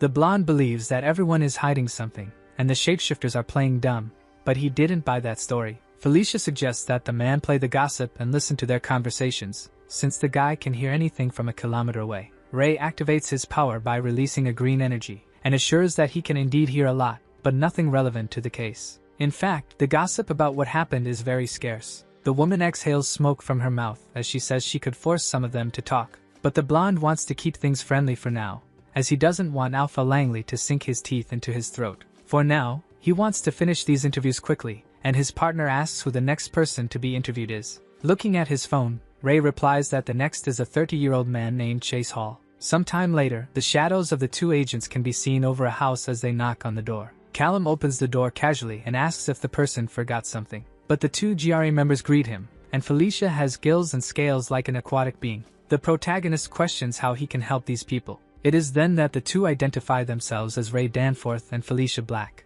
saying they are with the FBI. Our mage becomes worried as he can feel the magic emanating from them. He realizes that this magic is much stronger than that of the vampires. Ray warns that they are investigating the fire at the motel and wants to know if he can come in and ask a few questions. Callum says that this seems like the kind of thing that is better done with a lawyer. The fish woman exhales her smoke while saying that he doesn't want a lawyer. The protagonist comments that this sounds like a threat. Then the two agents exchange a suspicious glance. The blonde crouches down and asks the mage if the sheriff mentioned anything about the vampires of Winnet. Our guy looks visibly nervous but assures that he has no idea what he is talking about. Felicia says that he will tell everything he knows about the fire. Callum swears he has nothing to say, as everything he knows is what he heard from the news. Ray's eye lights up with a green glow, but the man just lets out a tired sigh and says they are leaving, as he knows nothing. With that, the two turn their backs on the protagonist. The guy thinks that was close, as it seemed the woman was trying to activate some kind of magic. Suddenly, the blonde comments that he only has one more thing to say, and finally warns him not to leave the city. That's because now the mage is officially a person of interest in this case. Despite this, some time passes and the mage thinks he needs to leave immediately. He doesn't know what kind of magic he managed to avoid from that agent, but he knows it only made him seem even more suspicious. It's only a matter of time before more GRA agents show up. The guy closes his eyes and mentally apologizes to Jessica. Remembering her and Clara, the man would like to stay and win it longer, but his survival is more important. His car accelerates down the road as he thinks that at some point they will notice he is gone. The GRA will certainly request his arrest, but as long as he stays on the back roads and keeps his spatial awareness active, he will be fine. It is then that Callum notices a red pickup truck beside him. On the vehicle's window, there is a sign announcing that it is for sale. The protagonist thinks this is the perfect opportunity and starts to maneuver. He steps on some new ground. A bald man greets him and asks how he can help. The wizard thinks this is just as he suspected. That bald man must be a shapeshifter and has the same magical signature as the Langleys. Callum says he needs a new identity and heard that he could help with that. The shapeshifter finds this a bit suspicious and questions if he knows the young man. But the protagonist simply places a gold bar on the counter and comments that he would also like to buy the pickup truck. Looking at the large piece of solid gold, the guy says he will see what he can do. 10 minutes later, he appears with a document and the key to the pickup, saying that should be enough for mundane and supernatural matters. Our wizard stares at his new identity, with the name Denver Brown. Since he is a teacher, the protagonist thinks he could use some fake glasses. Then the bald man asks if he can do anything else, and Callum says he is looking for magic books for an apprentice. The shapeshifter says he can try to find some at Pearson, but believes there isn't much of that kind there. Our young man thinks this is somewhat obvious, since the GRA monopolizes that kind of information. Getting into his new pickup, he knows he will need to stop by there the next day, as it is getting quite late. The wizard wonders if the Langleys already know he has left, and feels bad for having to flee this way. He remembers the sheriff, Jessica, and Clara, and how they were all very nice. He then decides that he needs to talk to them somehow. A few hours later, the shape-shifting bald man is organizing cans on shelves and wonders how many there should be in total. While counting all the cans, a portal opens in the wall beside him. A voice comes from this portal and asks for permission, which startles the man. This voice asks him to pass a message to the Alpha, and the poor guy asks who is speaking, but only hears the message that Clara's friend is safe. Alpha Chester received the message and tries to confirm if that is indeed the case, and the man says that is exactly what he heard. He warns them not to look for the wizard because he is a danger, and the guy says he understands. Chester talks to two wolves about this so-called friend, and questions if they have found him before. One of them says they were with Alpha Langley when the mysterious man arrived at the location. The Alpha asks if he would be able to recognize his scent, to which the wolf assures him he can. Then the elder with braids tells the wolves Roy and John that they need to find this friend at all costs. The two promise they will do that immediately. Meanwhile, Felicia is in the car with Ray and questions if the weirdo Chase is the only lead they have. The woman thinks it is impossible for him to be mundane since he is immune to her power. But the blonde says that just because he is mundane doesn't mean he isn't protected, and he might not even know it. However, the agent remembers that Chase is the most suspicious person they interviewed, and still lives near one of the mundanes who were taken by the vampires. She imagines that perhaps the vampires tried to grab him first but found his protector. Ray seems frustrated because they don't have any other leads besides this one. The two return to the house of the man named Hall and call out his name while knocking on the door. Felicia realizes that no one is home, and her partner decides to do something quick. The man releases a green energy in a spiral shape that flows from his fingers and fills the environment. They are surprised to notice that the place is completely empty. Ray comments that the place is too empty, as if no one had ever lived there. The green energy floats around the different corners of the house, and shows that there is nothing in the back either. But suddenly the blonde notices something. His power finds one of the circles under a piece of furniture, and brings the object to his feet,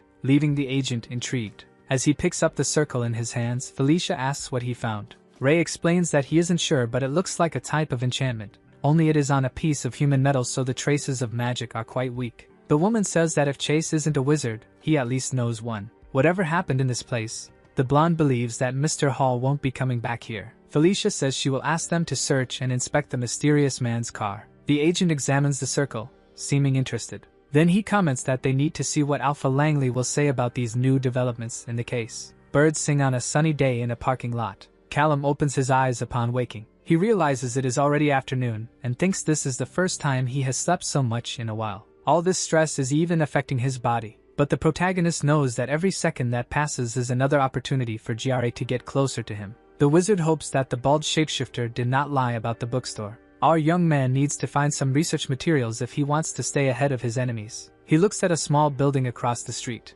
As he approaches the bookstore, he thinks that this place seems very old, and he believes that powerful wizards do not feel much need to be modern. Callum opens the door and notices that the place smells of dust. It seems that only regular books are on the front shelves, but the protagonist notices a faint magical signature and wonders if he might be in a secret section. An elderly man holds an open book and emanates a kind of yellowish energy. So a wizard approaches and asks how things are going there. The old man does not seem very happy with the interaction and merely grunts, irritated. Then the young man realizes that he is not much of a talker. Frustrated, Callum finds only common fiction books in the place, and really bad fiction, he thinks upon seeing a very tacky cover. He imagines that wizards are not that different after all, and then he is shocked to discover that the price of the bad book is 200 reis. The protagonist does not understand why even low-quality romances have such a high price. Suddenly he finds a gray book with suspicious symbols. The title is Arcane Defenses, a dissertation on shields. Our young man believes he can spend a little more on this book. He flips through the pages filled with texts and magical symbols. Then the grumpy old man says he needs to buy it if he wants to read, since this place is not a library. Callum finds it very funny that only now does the bald man open his mouth to say something. The protagonist takes the opportunity to ask if they have any books recommended for a beginner wizard, the kind who is about to start his studies. At this, the old man comments that he is too old to be a beginner, but the man says it wouldn't be for him since he is a teacher. The grumpy man snaps his fingers and releases his energy through his hand while still holding his book. 3 books appear above his head, and Callum believes this is the power of levitation, quite different from his poor version. He is impressed with the old man's ability to do all this without much effort. The titles are his first focus: the Encyclopedia of Magical Houses of Mosey and the first edition of Portal Worlds. His hands hold the books while the bald man warns that this is all he has there. Then he asks if the man wants anything else, to which he replies that he will just take these 4 books. The total comes to just over 1,000 reis. Our wizard hands over his wad of cash, and the old man starts fiddling with his cash register. But he stops and goes back to reading his book,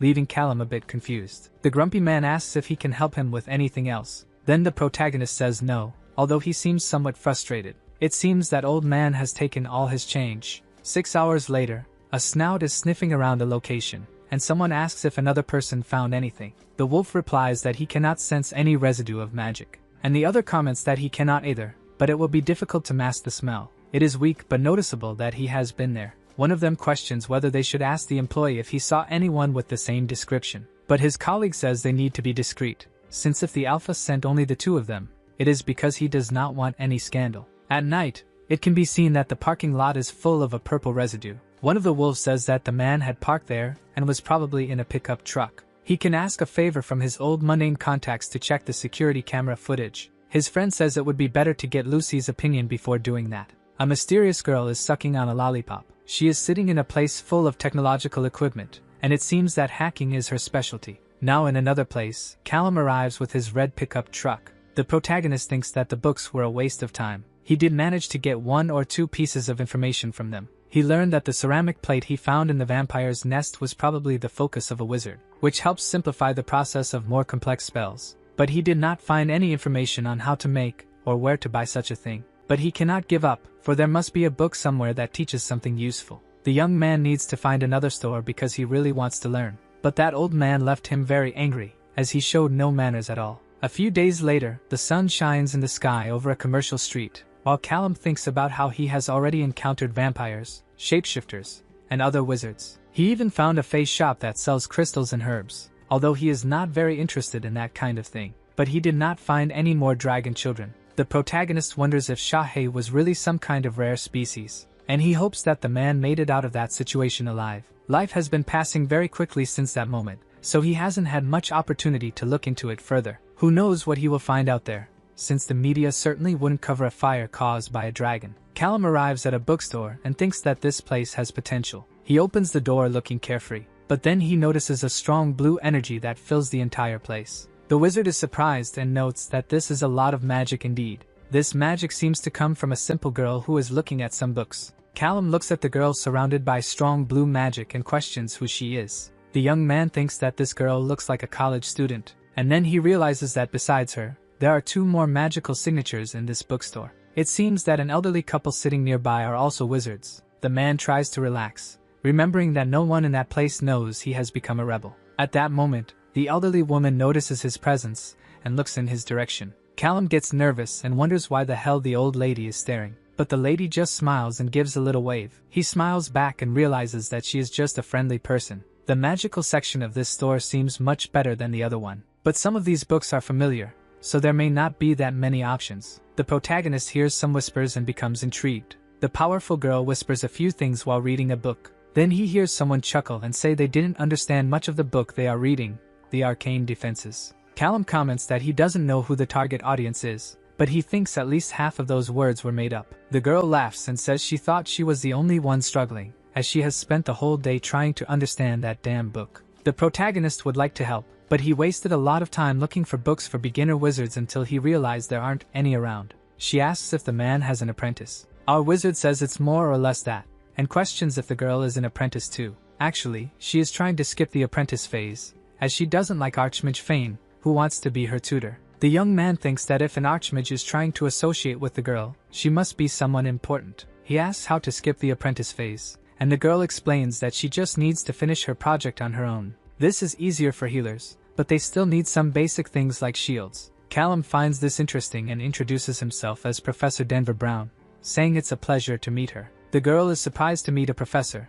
and then tells him her name is Gail Hargrave. Our wizard suggests collaborating if he has time, and she comments that she does since no one counts on healers, so he asks if she has a list of what she needs. Some time passes, and the two are sitting in the library while the protagonist analyzes a book. She has to learn about focuses, telekinesis, charms, and enchantments. The false professor believes this makes a lot of sense. Gale says yes but seems tired, and Callum suggests attack spells since she should be able to cast some powerful attacks as a healer. The girl is confused since her power is about healing and not damage, but the young man explains that it depends on how it is applied and asks if she went to medical school. She explains that she had a magical education and not a mundane one, so she didn't go to college. Her parents put her in the best school of all, which is somewhat outdated but is where all the most important families go. With that, the protagonist realizes he is talking to a Nepo baby. He decides to skip this part about attacks for now, but he asks the girl to research about clot attacks and neurochemicals when she has some spare time.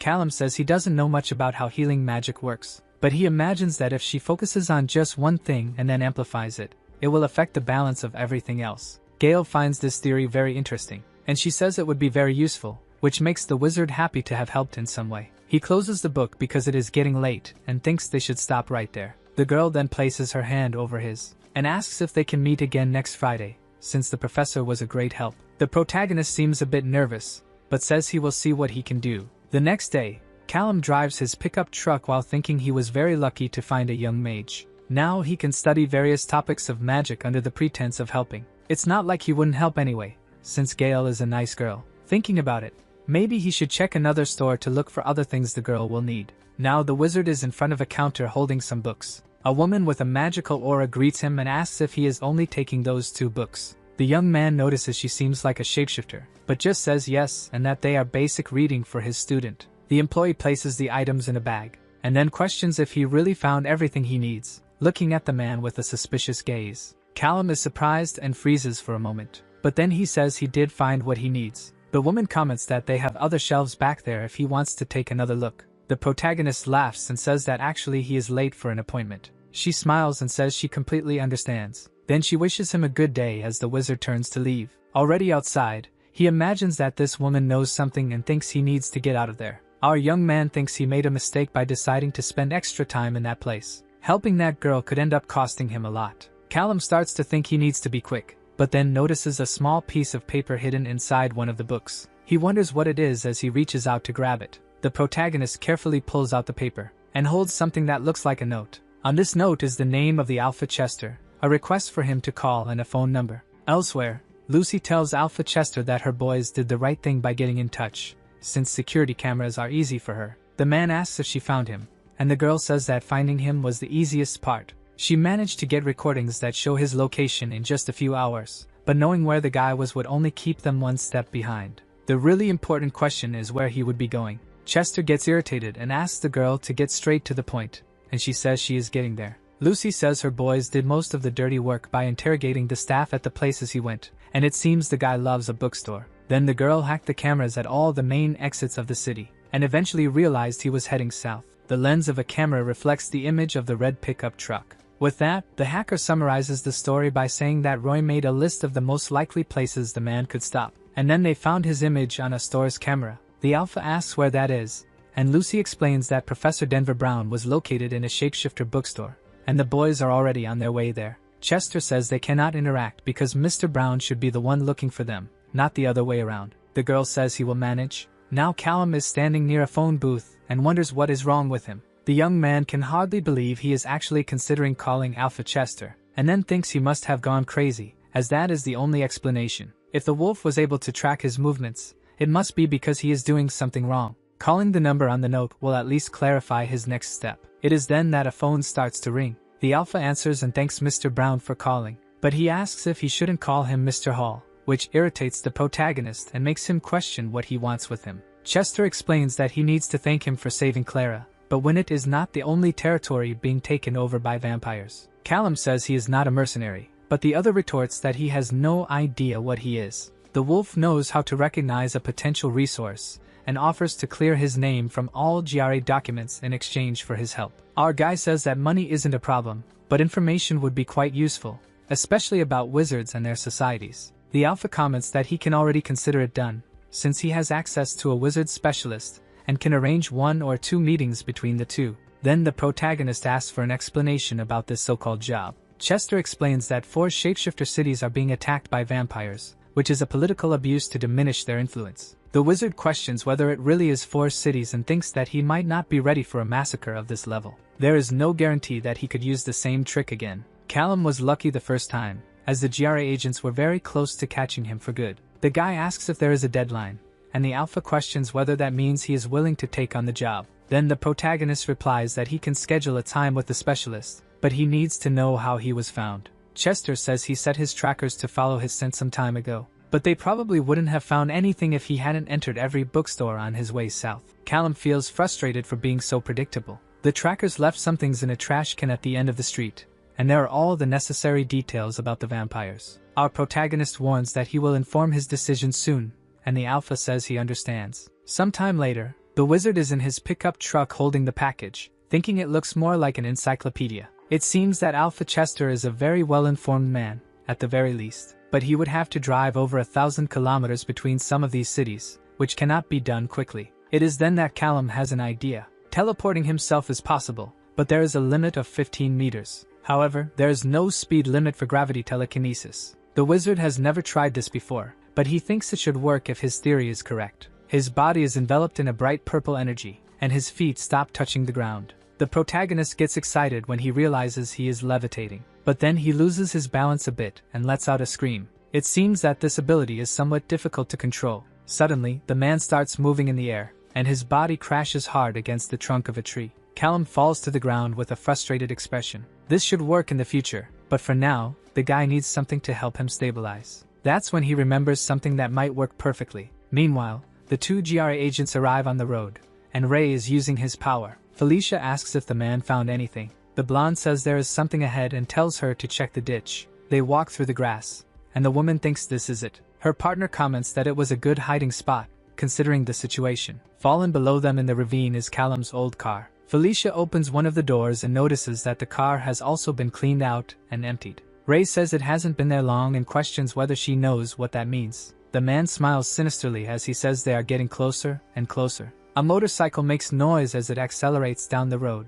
The protagonist rides with a helmet and thinks that now he needs to take one more step. At that moment, he uses his power, which seems to envelop the vehicle. The motorcycle becomes much faster, and the wizard celebrates his success. Callum used gravity telekinesis on the motorcycle. This should help him move through the shapeshifter cities with plenty of speed. Now that the transportation issue has been resolved, he will take a look at one of the nests to know exactly what he is dealing with. The protagonist parks next to some trees and imagines this is the spot. Chester provided the contact information for all the local alphas, but it would be smarter to avoid any kind of interaction. Callum uses his power, thinking that now he just needs to find the vampire's nest. If the information in the package is correct, he has an idea of where it might be. Suddenly, the guy turns his head and seems to have found what he is looking for. His spatial sense shows the city cinema. He can count 9 magical signatures of vampires. And apparently they have teamed up with a wizard from the land as well, since he notices shields protecting the entire area. But the shields only protect the ground, so he will be able to dodge the defenses if he doesn't step inside. The biggest problem will be dealing with the wizard himself. His magical bubble seems complex, and he would even like some shields of that kind, but it would be impossible to use a vacuum enchantment with that. Callum thinks that maybe this job will bring some problems that aren't worth it, and he considers declining Alpha Chester's offer. Suddenly, he sees strange movement from a man with a red aura. His eyes widen in surprise, and the young man wonders what the hell that is. A 10th vampire appears on the scene, making the wizard think he must have arrived at the speed of a bullet since he hadn't noticed his presence before. Since his attack on when it was stealthy, the protagonist had never seen a vampire's real speed. Callum finds this ability somewhat frightening. Then he notices that one of them is dragging something, and he questions what it could be. He is horrified to discover what it is. The vampire is dragging a child, who is all beaten up. Our young man becomes furious and concludes that vampires are indeed monsters, but that wizard is just as bad as they are. The protagonist cannot allow these damned creatures to continue with this. He sends a message confirming that he will take the job. His motorcycle speeds past the cars while the wizard thinks he will need a different strategy. It has to be something very quick and precise, and he also cannot leave any trace that would lead the GRA agents to him. Callum decides he needs to think this through better, and his phone vibrates. The young man realizes he is late when he sees that it is already 7:45 in the morning. Back at the bookstore, he is sitting with Gail again, and she says she understands. The fake professor asks to see the plate full of symbols that is in her hands, and then he says it really looks like a great focus for telekinesis. Observing the material, he praises her well-done work. The girl thanks him for bringing so much extra material, as she must have gone through a dozen plates to get the drawings right. The wizard suggests trying out the focus. Gale holds the plate and says she will give it a try. Her expression looks quite determined. Then the blue energy begins to flow through her hands, and with that it envelopes all the material. The girl questions if it is really working. Callum tells her she needs to keep doing what she is doing. That's when her power seems to increase even more. And the blue energy also passes over the book on the table,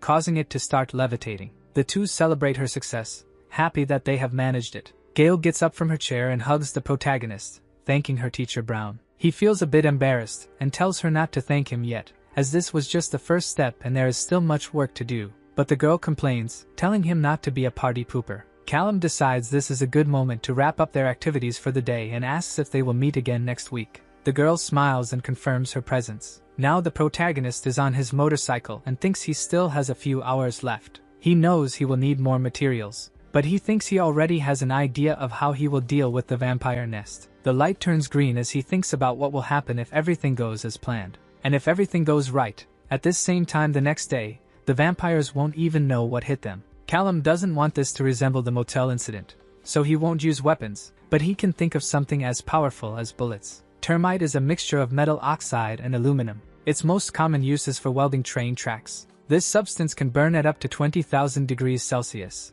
which is twice as hot as lava, and more than enough to melt a vampire's ugly face. Producing this material is simple, and it can be done with common items found at home. A bit of rust from an old pipe, and aluminum foil crushed into powder. Now it needs to be mixed well, in a specific proportion, and put everything inside an old soda can. So congratulations, you just produced a homemade grenade. An hour later, the protagonist already has several cans ready, and he will hide his materials in places to avoid wasting more time moving around. Wiping the sweat from his forehead, now the wizard just needs to find some kind of heavy object. He looks back and sees a huge rock. It seems like this will work well. In the cinema, two people are watching a non-romantic vampire movie, and one of them comments that it's horrible. A vampire asks if they still have any ketchup from that kid, and the other replies that they don't because they've taken everything. The guy with the bun wants to know whose turn it is to hunt now. Just as the other was about to give his answer, a small portal opens, and a soda can appears through it. Suddenly, a large explosion engulfs the place, turning the vampires into skewers. The fire alarm goes off, and water starts dripping from the ceiling.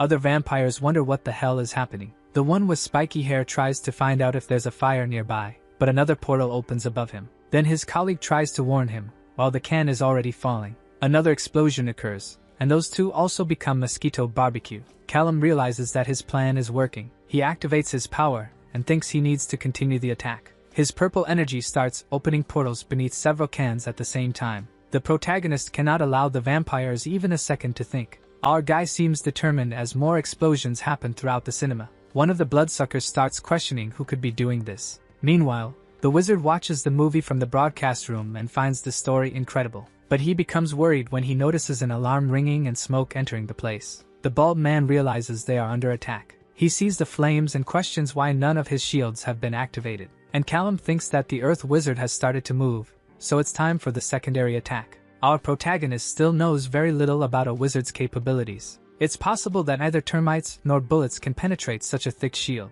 But that is his only option. Supernatural or not, this wizard is still human. Therefore, his reaction time is the same as an ordinary person. Wrapping the large stone with his energy, the guy thinks about what might happen if he teleports such a heavy object in the air, and then creates a portal just before it hits the ground. While the Earth Wizard thinks he needs to find something, Callum's portal opens above his head. The man looks up just as the stone is heading in his direction. It's at that moment that it falls with a crash, and something seems to break. The protagonist concludes his thought that the object will fall with enough force and speed that even the shields won't be able to save him. The enormous stone can be seen lying on the ground, while flames engulf the area. Our wizard believes he has taken out everyone in that cinema. Returning to his motorcycle, he thinks he has destroyed one nest but still has 3 left. Another hour passes, and Callum faces another building that is on fire. He drinks a soda to cool off, knowing that his enemies didn't stand a chance. Back in the computer room, Alpha Chester asks if the vampires have reacted in any way. Lucy holds her lollipop and replies that they haven't, and it seems the boy is doing a clean job.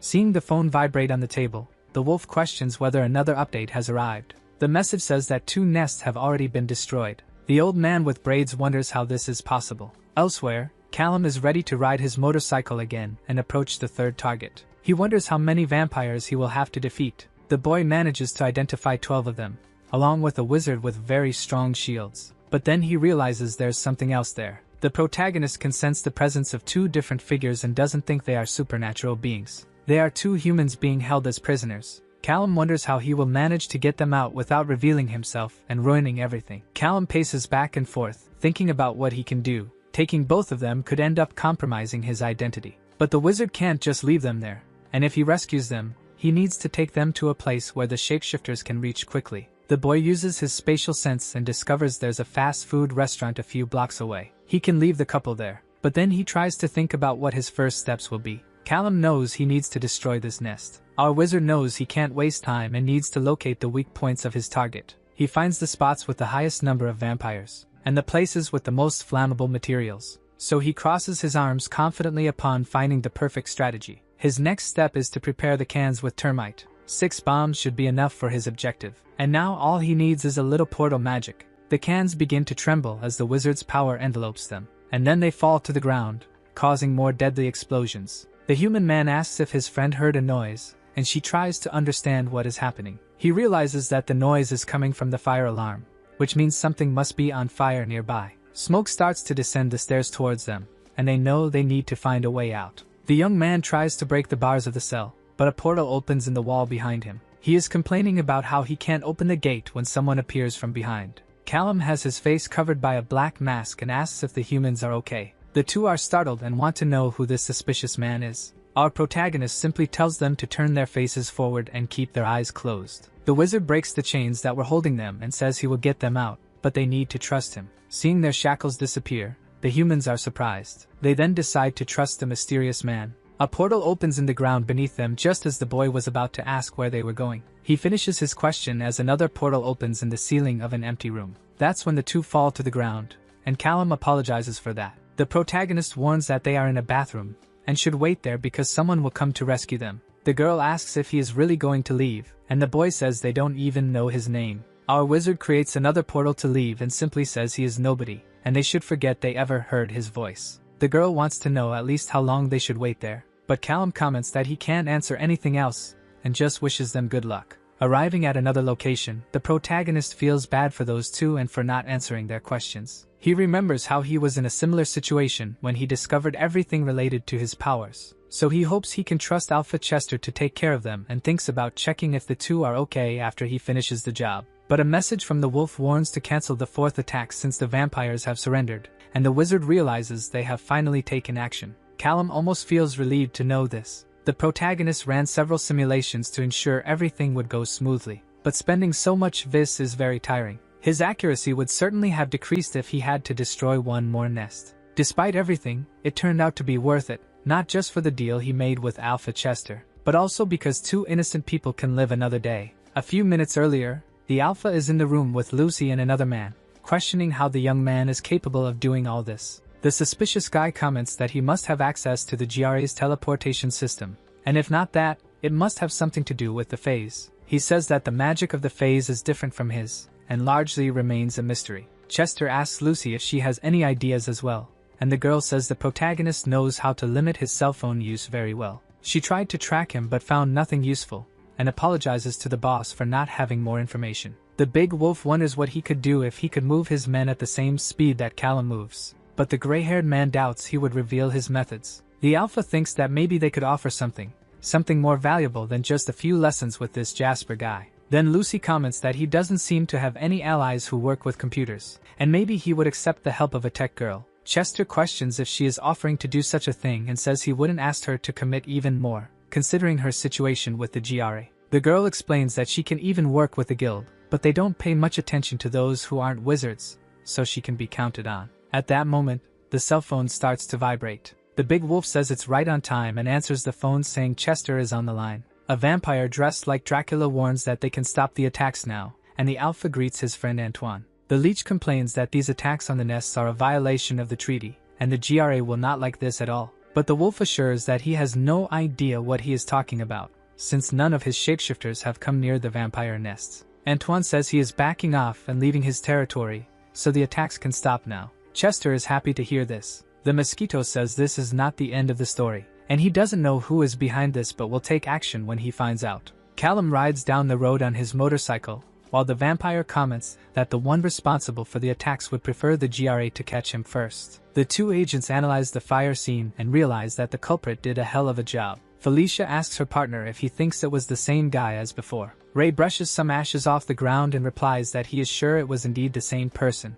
The methods used this time were different, but the precision is downright frightening. Whoever this guy is, he is becoming increasingly dangerous. A man in protective gear shouts that he found something. The blonde seems pleased as he picks the object up in his hands. He believes this circle is the signature of the culprit. Ray still doesn't know what this is for, but this is definitely his calling card. Suddenly, Felicia touches her colleague's suit, and he is caught off guard. The blonde asks the other man to leave the area because his partner cannot speak in front of others, and the guy complies. Sometimes the agent forgets that other mages are immune to his siren abilities, and then he asks what she thinks about this. The woman believes that the attack on the first nest was a crime of passion. She thinks the vampires kidnapped someone the culprit cared about. Then he used a weapon because it was the quickest and easiest option. But she holds a package with a leftover soda can and thinks that this was already another story. Ray understands that this job involved a lot of preparation. Felicia thinks they should talk to Alpha Chester, since all the attacks happened in vampire nests that were in his territories. The Siren believes they should speak not only with the Alpha but also with Antoine Levine, and maybe even with Ravab, the king of the Fae in that region. The blonde thinks the Fae might have important information, considering the unique style of this assassin. Now in another place, Alpha Chester welcomes the agents and tells them to sit down. Ray thanks him and comments that he must already know why they are there. The wolf says he does know, and it is because of the terrible incident with Levine's vampires. Chester knows they have had problems but assures that it had nothing to do with this, and any issues with Levine will be resolved according to GRA rules. The agent seems suspicious upon noticing that this was very well rehearsed. He hopes the Alpha doesn't mind answering a few questions, since this is just standard procedure. At that moment, a cell phone starts vibrating again. The wolf picks up the device and asks for permission. Then he answers the call saying he will have to call back another time because he is dealing with some visitors now. He quickly hangs up his cell phone and returns to his seat, asking the agent to continue. Ray seems to find this a bit suspicious but just agrees. Meanwhile, Callum is all irritated with the Alpha for hanging up on him. An hour later, the protagonist puts some things away in a locker and tries to remember that it is number 4. He spread what he took from the nests across different places, but everything can be easily retrieved with teleportation. If the mage is captured in the middle of the street, at least he won't be carrying a bunch of evidence. It is then that his cell phone vibrates, and the young man says it was about time. Chester recounts that he called just when the GRA agents arrived, and they did not seem happy at all with the scenes Callum left behind. The mage asks what the Alpha thought of his work. He replies that his work was simply exemplary. The protagonist confirms if this means he was not reported to the GRA. Chester assures that he did not do that. The agents did not like his lack of answers, but he thinks the two have no leads. However, the Alpha also comments that if Callum's identity is discovered, he cannot do anything about it, and the young man already imagined that would be the case. Regarding payment, the wolf says he needs to introduce him to 2 people, and Lucy seems quite excited. One of these people is the wizard expert I mentioned earlier, and Chester says he can call him Harry. The other is an information technology specialist, and she wants to be called Trocadinho.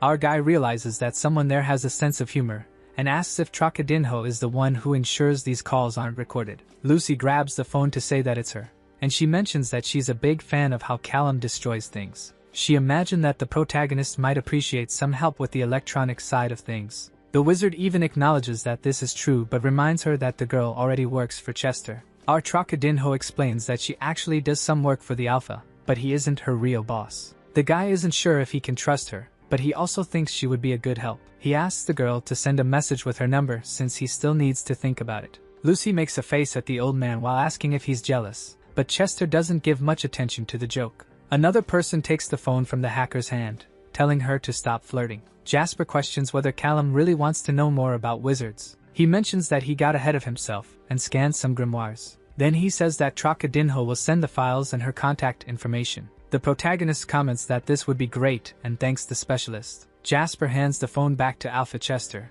The wolf says he needs to mention a small detail before hanging up. Antoine Levine is the master of Minneapolis and is a vengeful man, so it's very important that Callum doesn't get captured by him. This man is simply the most dangerous vampire the Alpha knows. The protagonist is studying Chester's wizard grimoires and thinks about how incredible they are. They are all handwritten, and their research was done personally. They are nothing like the materials one can find in a regular bookstore. But it seems that spatial magic is a mystery to everyone, as there is hardly any information about it. Callum notices that it's getting dark and decides to call Trocadinho. Lucy is typing on her huge computer. A call from Mr. Brown pops up on her screen, and she is surprised to see the man calling so soon. The girl is wearing a Nir Brahma band shirt, and holds her phone while thinking that the guy must really like her. She asks if the boy will accept her offer, and the protagonist says he has a job he can do but needs to know how much it would cost. Trocadinho says her night costs 50 reis, and the wizard feels a bit embarrassed. Wow. But the girl says she was joking and can even send the price list she uses with Chester,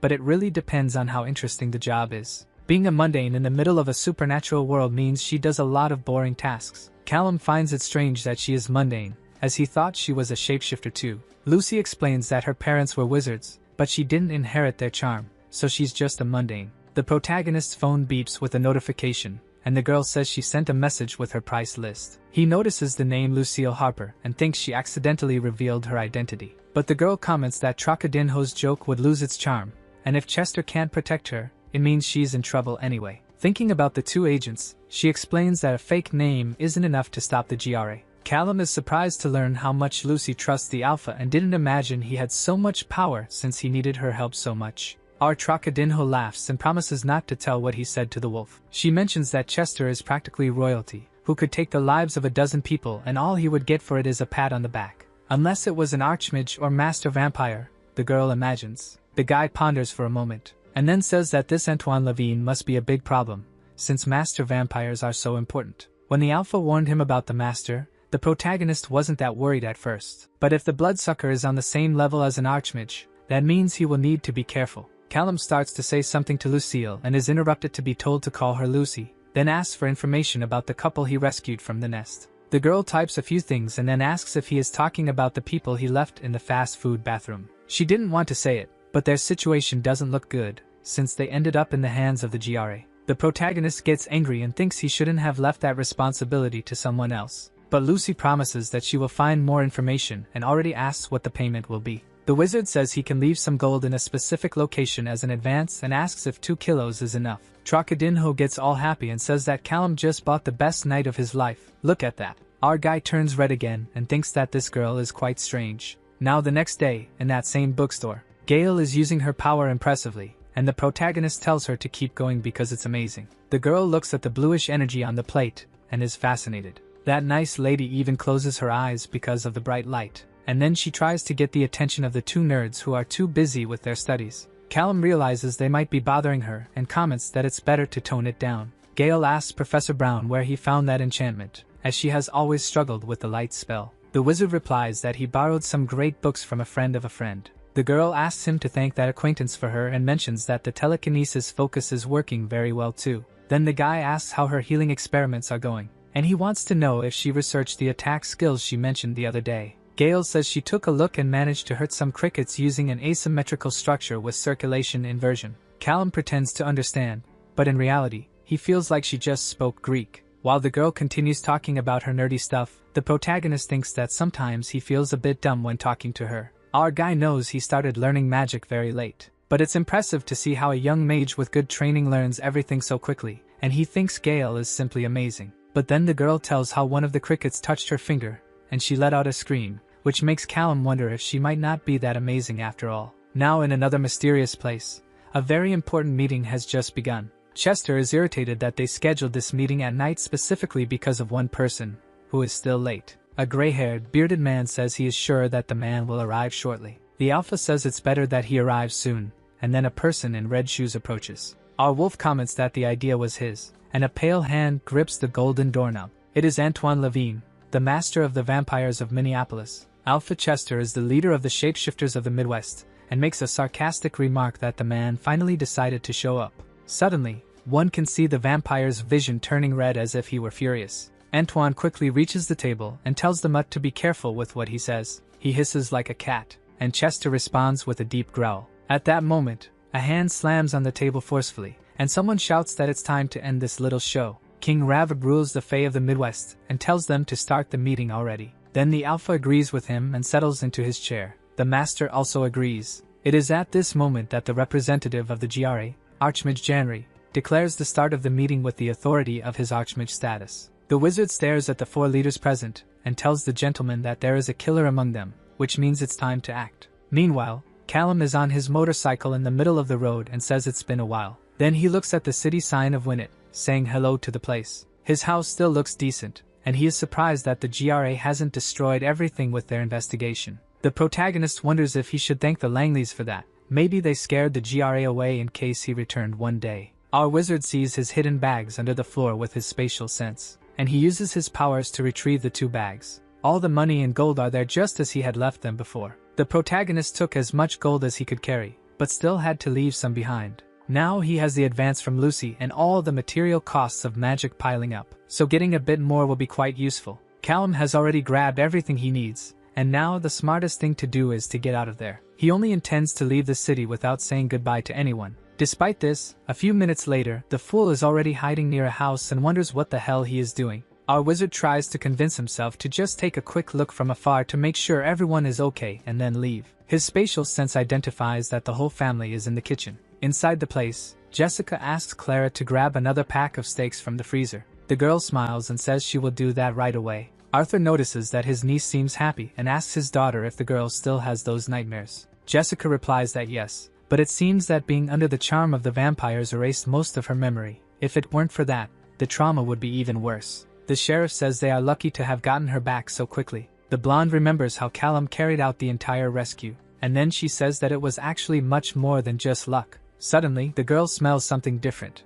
and she asks her father if he is feeling it too. Jessica quickly opens the door, almost desperately. The two can only see a motorcycle in the distance, and Arthur asks if that is who he thinks it is, to which the blonde replies that she doesn't know. Callum moves at high speed and thinks that was close. He needs to stay away to keep them safe, otherwise it would just be a matter of time before the GRA shows up again. The protagonist's motorcycle speeds down the street, and a voice on the phone asks if he wants the locations of all the GRA's teleportation circles. The young man asks if that would be a problem. Lucy replies that not necessarily, but she was surprised to learn that Callum doesn't know this, as they thought that was how he moved around. The wizard says it would make sense, but that's not the case, and the Nirbrahma fan warns that she is sending a message with the information that is already public. However, she explains that many important families have their own teleportation circles, so finding data about those will be more complicated. The protagonist finds the idea of important families quite interesting. At the moment, his teleportation range is 15 meters,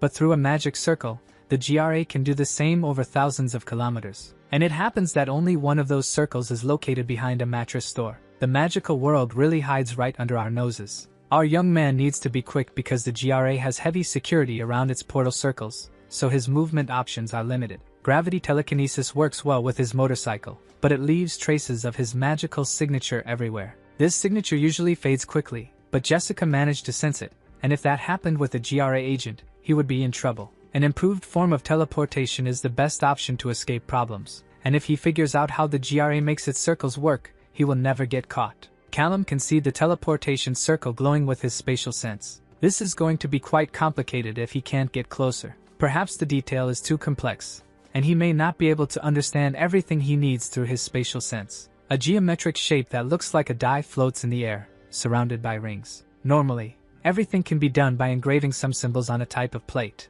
but this magic will require a true construction. Well, the protagonist knows there is no reason to delay this. He opens a portal and decides to start the work. Now in the room where that important meeting is taking place, Chester questions whether the others really believe that the one responsible for the attacks was a murderer. Antoine says yes, and that it would be a murderer working for the shapeshifters. The Alpha bangs on the table and warns that he will not accept unfounded accusations. Then the master of the vampires wants to know if this was some kind of threat. He asks the Archmage Janri not to let the logo speak, as it contributes nothing to this discussion. Ravib says this is not a discussion but a tantrum, and he hopes the leech does not accuse the Fays in the same way he accuses the shapeshifters. The mosquito gets irritated and hisses once again. Janri says that the incidents of the nests are being investigated, but the shapeshifters are no longer suspects, and he warns that this meeting should not serve as a way to increase rivalry between their groups. They are there to discuss the actions of an extremely dangerous murderer. Even though the only targets so far have been vampires, it does not mean it will continue this way, and the GRA considers this murder a threat to everyone. Antoine comments that if the shapeshifters are really not guilty, then the old man must have some clue. The wizard says that the evidence they have so far is limited, but seems accurate. Chester questions what the man meant by evidence. Janri puts his hand inside his robe to retrieve something. He then asks if any of them recognize this object, which is a small metal circle. Now Callum is on his motorcycle, and thinks that if Gale's family is important, she must arrive at her weekly classes through a teleportation circle. The girl doesn't seem like the type to take the bus. According to the information Lucy sent, the protagonist imagines where the nearest circle to the bookstore might be, and realizes it would be in a fancy jewelry store. Our young man finds this somewhat ironic. The appearance of this circle is quite similar to the one he saw before, and the wizard wonders if they are all like that. Callum managed to make a replica using a computer program, but has no way of knowing if the details are correct without looking more closely. And even if everything is right, he still has no idea how he would go about building something like that. Suddenly the protagonist notices someone is coming, and imagines it is her. Purple energy spirals around the glowing core. The rings around it begin to spin, and someone steps out of the portal. Gale appears on the scene, still enveloped by the magic of the circle. The young man notices that the energy responds to the girl's tattoo. This makes sense, as if a wizard's tattoo is something unique, then it can determine if the person has the necessary authority to use the circle. Perhaps it is even possible to observe where a wizard is going and where they came from, which wouldn't be a surprise since the GRA can be quite invasive. Callum feels frustrated because he really wanted to take a closer look. Sometime later, Gale asks a man at the bookstore if he has seen Professor Brown anywhere, and he replies no. The girl finds this strange, as the professor usually arrives earlier than she does. Then the protagonist appears from behind a shelf saying he is there, and apologizes for looking at some books. Gale almost believed the man had forgotten about her. The traces of a portal begin to disappear beside him, and the young man feels relieved, as it was close. Our wizard got so busy following the girl that he even forgot she was on her way to meet him. Callum asks what they will study today, and she says she needs to understand something about movement magic. The protagonist believes this is somewhat complicated, as nothing about healing can be applied to movement. Gale says she knows that and wanted to be an elemental mage, because then at least half of those requirements would be much easier. Our wizard remembers having gone through the same frustration when he started studying magic, and thinks that the space circles he created were useless. He also recalls when the other mage was shocked by what he was trying to do, and how everything changed when he added a bit of fire magic. Then the girl asks if the professor knows anything about movement magic, since he is a gravity mage. Callum knew this moment would come, but feels nervous anyway. It's true that he understood the basics of gravity telekinesis, but he knows he is not at the level of a real wizard. Gale asks him to show a spell, and the protagonist thinks that his identity will be compromised if he doesn't perform as well as he should. Despite this, the wizard says he can do a simpler trick. He uses his power to alter the gravity around the chair. Then the object begins to float. The young man says there it is, just a little levitation. Callum states that this is only a small part of what he can do and that if he had rested, he could show something better, but the girl found it amazing. The protagonist is surprised to hear this and questions if it is really true. His apprentice simply nods to confirm, and asks if he can teach her that trick. Our wizard says he can try, and thinks he can camouflage himself better than he imagined. An hour later, the young man presents a book that was the first he read as a beginner. This book is a bit complex but teaches the concepts very well. Gale asks if he will learn to fly after he finishes reading, and the teacher tells him not to get too excited. At that moment, his phone starts to vibrate. Callum wonders why Lucy is calling right now, and the student wants to know if everything is okay. He apologizes for needing to answer, but assures her it's nothing serious. On the other end of the line, our Trocadinho asks if she called at a bad time. The protagonist replies that she did not, and wants to know how she is. Lucy says he is very sweet for worrying, and the wizard tells her to get straight to the point. The hacker shares that she has news about the two mundanes who were rescued, and it's a somewhat complicated issue. It seems that the GRA has rules about mundanes who get involved with the supernatural world, and those who brought the mundanes are responsible for them. The wizard questions if then the couple is his responsibility. Lucy says no, even though it was he who saved them. The ones who brought the couple into the supernatural world were the vampires, so the GRA took the two back to the bloodsuckers. Callum is outraged to discover that the guild took the people he saved and returned them to those who would harm them. The hacker knows that this rule is stupid, but the GRA is very strict when it comes to following procedures. The protagonist opens a portal right there and asks for the names and locations of the vampires, agents, and the entire department. Lucy comments that she understands the anger, but hopes he is not planning an attack against the GRA. But Callum remains angry and repeats that he wants to know everyone's name. To any random person walking by, this place seems just like another corporate building, but there is something more beneath all the luxury and protection. This is the GRA headquarters in Kansas, hidden in plain sight. Callum tries to force himself to think carefully and wonders what his next step will be.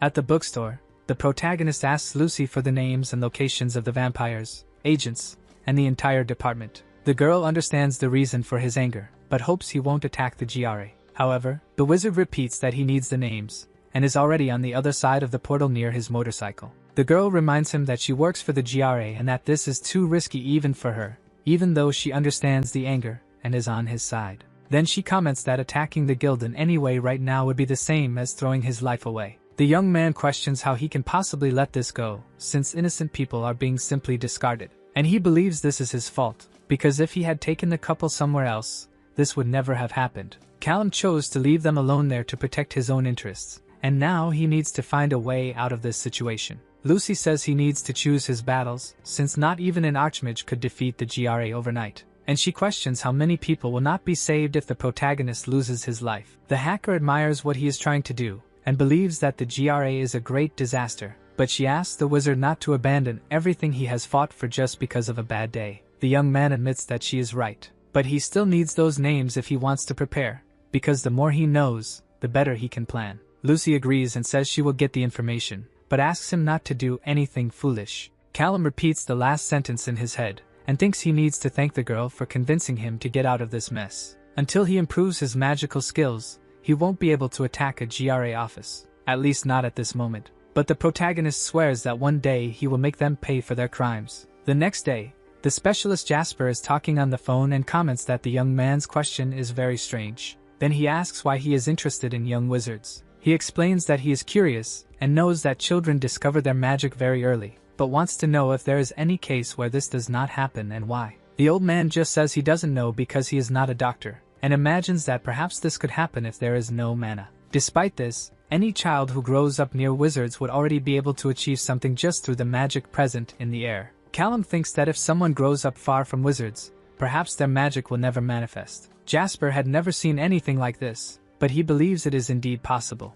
The protagonist thinks it makes sense, since the first time he used magic was during the attack on the Shahe Fitness Center. It is likely that was the first time he felt a surge of this, as his parents did not seem to be wizards. The young man wonders what his life would have been like if he had been born into a family of wizards. Then the specialist tries to understand the reason for these questions, and if perhaps the wizard has a hidden child they are unaware of. Callum says that if he did, he wouldn't tell, but he thanks the fake Harry for his help and says he will call if he needs anything. Now the protagonist is stuck in traffic and wants to know more about how Lucy's family was all wizards, except for her. The girl confirms this and doesn't seem very excited when she mentions that there was a lot of fun at the Harper residence. The young man imagines that must have been quite difficult. She explains that this is why the GRA assigned them more tedious tasks, because they didn't know what to do with a mundane and shoved her into the IT department. Our wizard comments that they are idiots. Lucy feels flattered and asks about his family. Callum says that Harry also wanted to know about his family, and he is starting to think that Chester sent them both to gather information. The hacker says she can't blame them for their curiosity, since if a nice and mysterious guy comes to town and starts acting like a hero, it's normal to want to know more. The protagonist feels all giddy imagining himself as someone nice and mysterious, and the girl says those words were indeed his and not Chester's. He thinks his personal life isn't that interesting, but maybe he will end up sharing a thing or two eventually. Lucy suggests swapping stories on their first date, which makes the wizard say that her charm is torture, and she even asks if it makes him anxious. Look at that. The young man replies that yes, in a good way, but he thinks he is still not ready to reveal who he is. The hacker takes a cute selfie while saying she is already getting chills from so much excitement, and then she says goodbye to him, hanging up the phone. The selfie arrives on Callum's phone, with a heart covering the girl's face. He smiles a little upon seeing her photo. Already at the bookstore, the protagonist is sitting with Gail, who comments that she is bored from studying so much. Her teacher tries to remind her of the reason for all the hard work, and she knows it's to skip the learning phase but questions why the books have to be so complex. The wizard decides it's time for a break,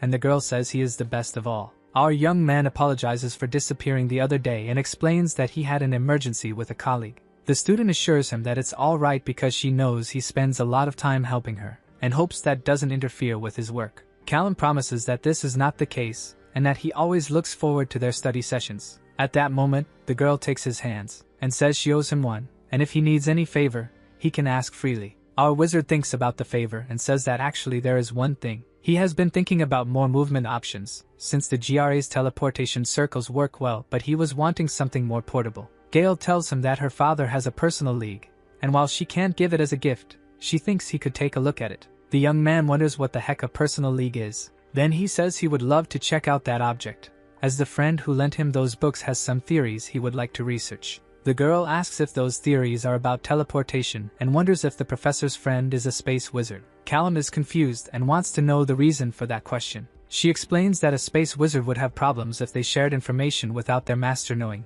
since the GRA keeps that type of magic under control. The protagonist seems nervous when he questions what would happen if the guild found out. Gale has only heard some gossip, but it seems that something happens after they are captured by Archmage Duval. These space wizards are never seen alive again. The student promises her teacher that she will talk to her father about the personal league, and he says goodbye until next week. Being able to move faster really does seem pretty cool. Gale thinks she can't blame the protagonist for wanting something more portable. After all, those GRA teleportation circles are kind of boring. She just hopes the wizard doesn't get into any trouble with the guild. The girl imagines that he knows what he is doing, since he is a teacher. Her body is enveloped by purple energy as the teleportation is activated, and then she appears in another location. The grand hall is filled with teleportation circles. A woman asks Miss Hargrave if she is going home, to which the girl replies yes. The staff member says she will accompany her to the private network. With that, the two walk side by side through the area. Gale notices that the other circles have just been used and questions if everything is alright, as she has never seen the private network so full. The young woman doesn't know much, but it seems that something has been scaring the GRA in recent days, so the trips have been quite frequent around there. With a curious expression, the girl says that this seems quite interesting. She arrives in another place through the private circle. Her butler greets her and asks how her study session went. Gale tells butler Jameson that it was quite boring, then explains that she likes her study partner but thinks that many topics are unnecessary. The man says that she is the future of the Hargrave family, and it is normal for expectations to be high for someone so important. The girl says he is right, and she just wants it to be over soon. Sometime later, the heiress is in the bathtub while two maids take care of her bath. She stares at her various clothes in her large wardrobe, and leaves the room all dressed up in a yellow dress. Gale sees her father at the dining table and comments that she is happy to know he managed to take a break amid so many responsibilities. Mr. Hargrave tells her that someone is causing trouble with the vampire hunter issue, so they left that mess in the hands of the archmages. Thinking of a terrible vampire hunter, the girl says that sounds scary. Her father warns that her grandfather, Archmage Hargrave, will stop by for dinner later, and so the girl needs to prepare, and she says she will do that. But then she asks if she can ask a favor while he is there, to which the man responds wanting to know what kind of favor it is. Gale questions if she can take her personal league to her study session next week. The magnate explains that a personal league is not a cheap object, and that it is made personally by Archmage Duval. His daughter promises that she won't activate it, and that she only needs it because she believes its enchantment could be useful for research. The doting father decides he will allow it just because his little girl is asking. She hugs her father while smiling and thanking him. At that moment, the staff announces that dinner is ready. Mr. Hargrave tells them to eat quickly before the grandfather arrives and ruins the mood, which makes the girl catch his attention with a giggle. A week later, Gale tells Callum that she promised her father she would borrow the personal league for just a few hours, and hopes that's alright. The protagonist comments that everything is great, and that he is already grateful just to be able to look at such an object up close. His student says it is coded to respond to pulse identification, so they won't be able to activate it. Our mage stares at the ring while thinking about how everything is connected to those damn tattoos. The boy says it is basically a customized ring and an enchanted plate. It seems simple if not analyzed closely, but he imagines that the ring is quite complex inside. Gale asks how he guessed something like that. Callum explains that it's just a hunch, and that if the Archmage produces it personally, it must require a lot of skill, but thinks that's just what a normal mage would say. He can't tell the girl, but his spatial sense allows him to see the hidden parts of that enchantment. The protagonist doesn't understand the theory behind all of this. However, he thinks he is capable of producing one of those, and he is lost in his thoughts when the student calls his attention. The mage is even startled to hear his false name, and he apologizes for daydreaming, then thanks the girl for bringing this fascinating object, and Gale hopes it will be useful for her research. Now in a kind of bar, the attendant tells the GRA agents that he cannot say he hasn't seen anything out of the ordinary, but they are in a shapeshifter bar in a biker town, so someone needs to be very strange to stand out there. Ray understands and thanks for the attention. Outside, Felicia comments on how ridiculous it is that they followed yet another useless lead. She seems frustrated for not having gotten anything from the shapeshifters, the Fae, and even the vampires. So try to understand how it is possible for a murderer to disappear from the entire magical world. Your partner believes it is a very talented person. The mermaid says that the traces disappear more with each passing day, and that they might not even be able to catch him if they continue at this pace. Ray lights his cigarette and comments that this is just one way to look at the situation. She questions what he means by that, and the blonde explains that if the culprit just rested for the rest of his life, it would indeed be difficult to find him. But according to his experience, criminals rarely stay still for so long. It may not happen tomorrow or the day after, but one day he will strike again. And the more he attacks, the more likely he is to make a mistake. Felicia says that if the theory that the first attack was a rescue is indeed correct, then they know this murderer has a weak point. Her partner says that he is not a cold person and forms bonds like anyone else, and he even bets that he must have some allies. All they need to capture him is for at least one of those allies to speak up, and then the whole case will be exposed. Callum thinks he had to make some attempts with laser cutting, but he believes he finally succeeded. If everything really worked out, then the ring in his hands is a personal alloy with perfect functioning. The only thing he needs to do now is fill the object with his spatial vision. As soon as he fully charges the enchantment, it should activate automatically, taking the protagonist to the plate that is in the bathroom. The round object lights up and the wizard thinks he is almost there. His power flows through his hands and rises into the air.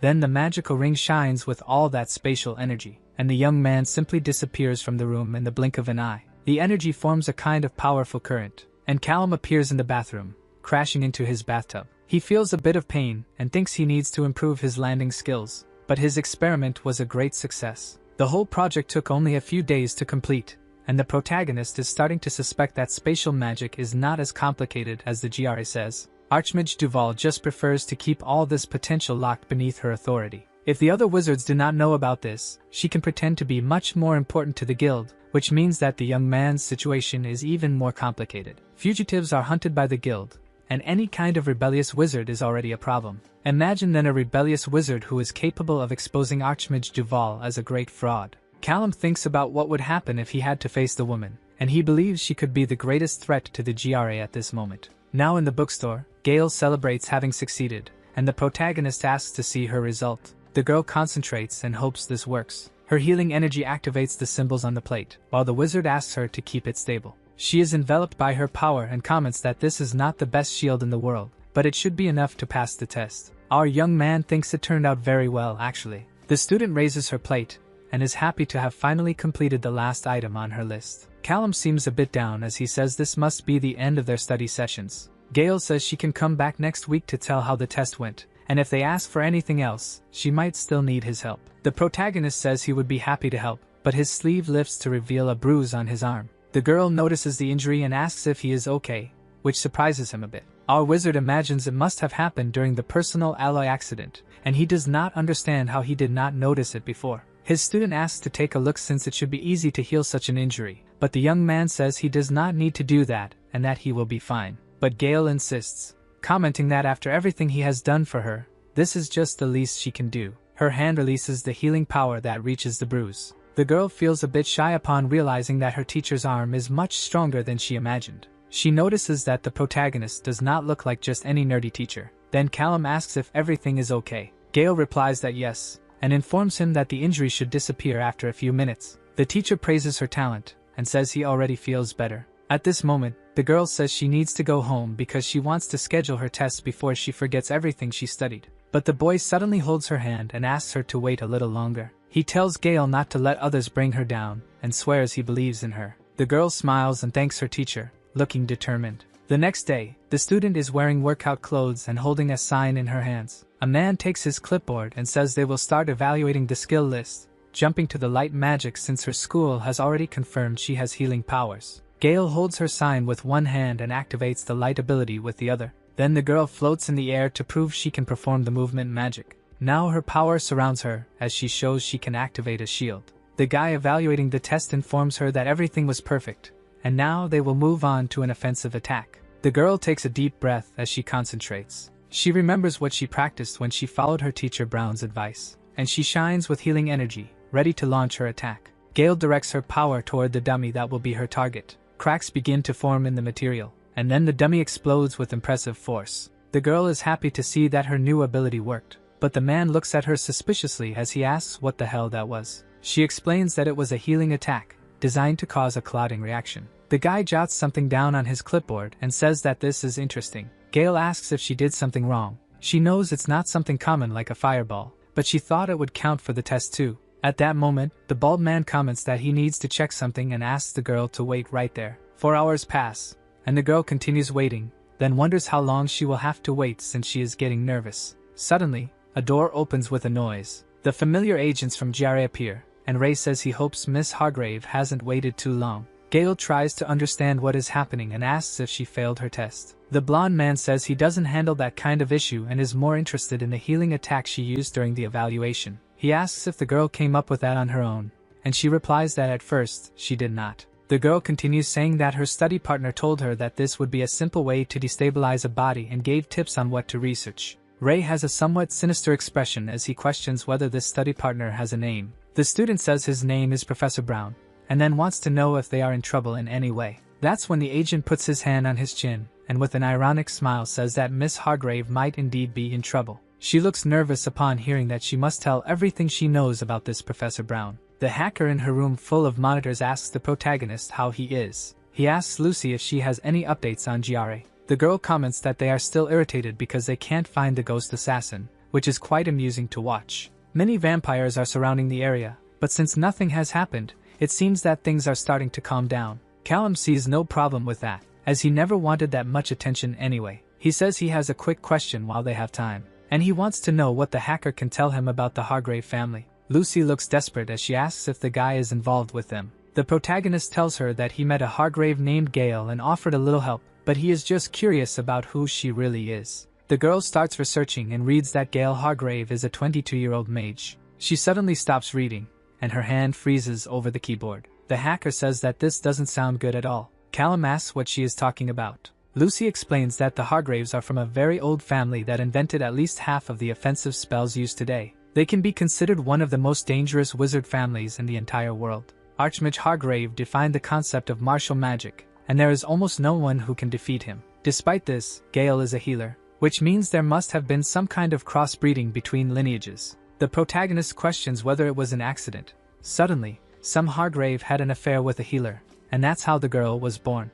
Lucy finds this difficult since high houses are obsessed with this kind of thing, and a ring would make more sense, which would make the family even stronger. It is possible that they were trying to create a new talent, which means that Gale is the Hargrave's most valuable asset at the moment. They wouldn't be happy if someone interfered with those plans, so it's better for Callum to stay away since his grandfather is an archmage. The hacker says that if he touches his granddaughter, there may be nothing in this world that can protect him, and the young man is shocked to learn that the girl's grandfather is an archmage. The protagonist thanks her for the warning, and says he doesn't know what he would do without Lucy, and she asks him to be careful out there. This is more dangerous than our mage thought, and now he imagines it might be better not to show up for his last meeting with the heiress. But disappearing out of nowhere might raise more suspicions. The young man doesn't want Gale to use his family's resources to track him down, so he decides to show up just to say goodbye and then move on. Meanwhile, at the bookstore where the study sessions take place, men in black communicate, saying that Team A is ready. Team B also confirms their position,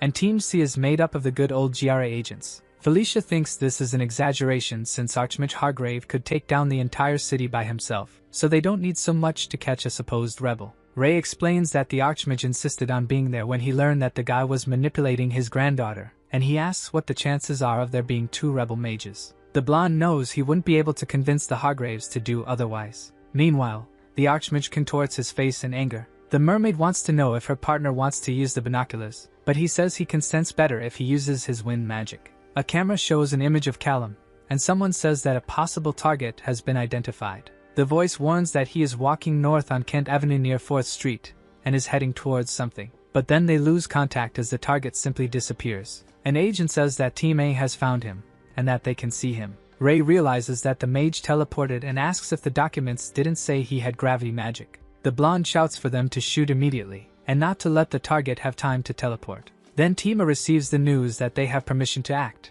and the men begin to move. One of them holds a large bazooka and prepares to fire. The protagonist realizes he is being attacked and wonders what the hell is going on. As a chain comes towards him, the young man tries to understand if this is the GRA's doing. He tries to activate his power in time, as he needs to move quickly. but the chain binds his hand before he can do anything. Callum realizes that his magic is not working. The mage feels as if his energy is fading. At that moment, a type of yellow, glowing rope comes flying through the air, and it wraps around the young man's body. One of the men in black announces that they have captured him. Ray and Felicia arrive at the scene with wind magic, and the blonde congratulates everyone on a job well done, but says that the two will take over the situation now. That's when several lightning bolts appear out of nowhere. The random agents seem to be afraid of what is to come. Then the Great Hargrave appears and asks to be given the rebel, as he wants to deal with the man who had the audacity to mess with his granddaughter. But Ray tries to convince the Archmage to let them complete their investigation. The suspect is detained and there is no longer any risk of escape. When they finish everything they need to do,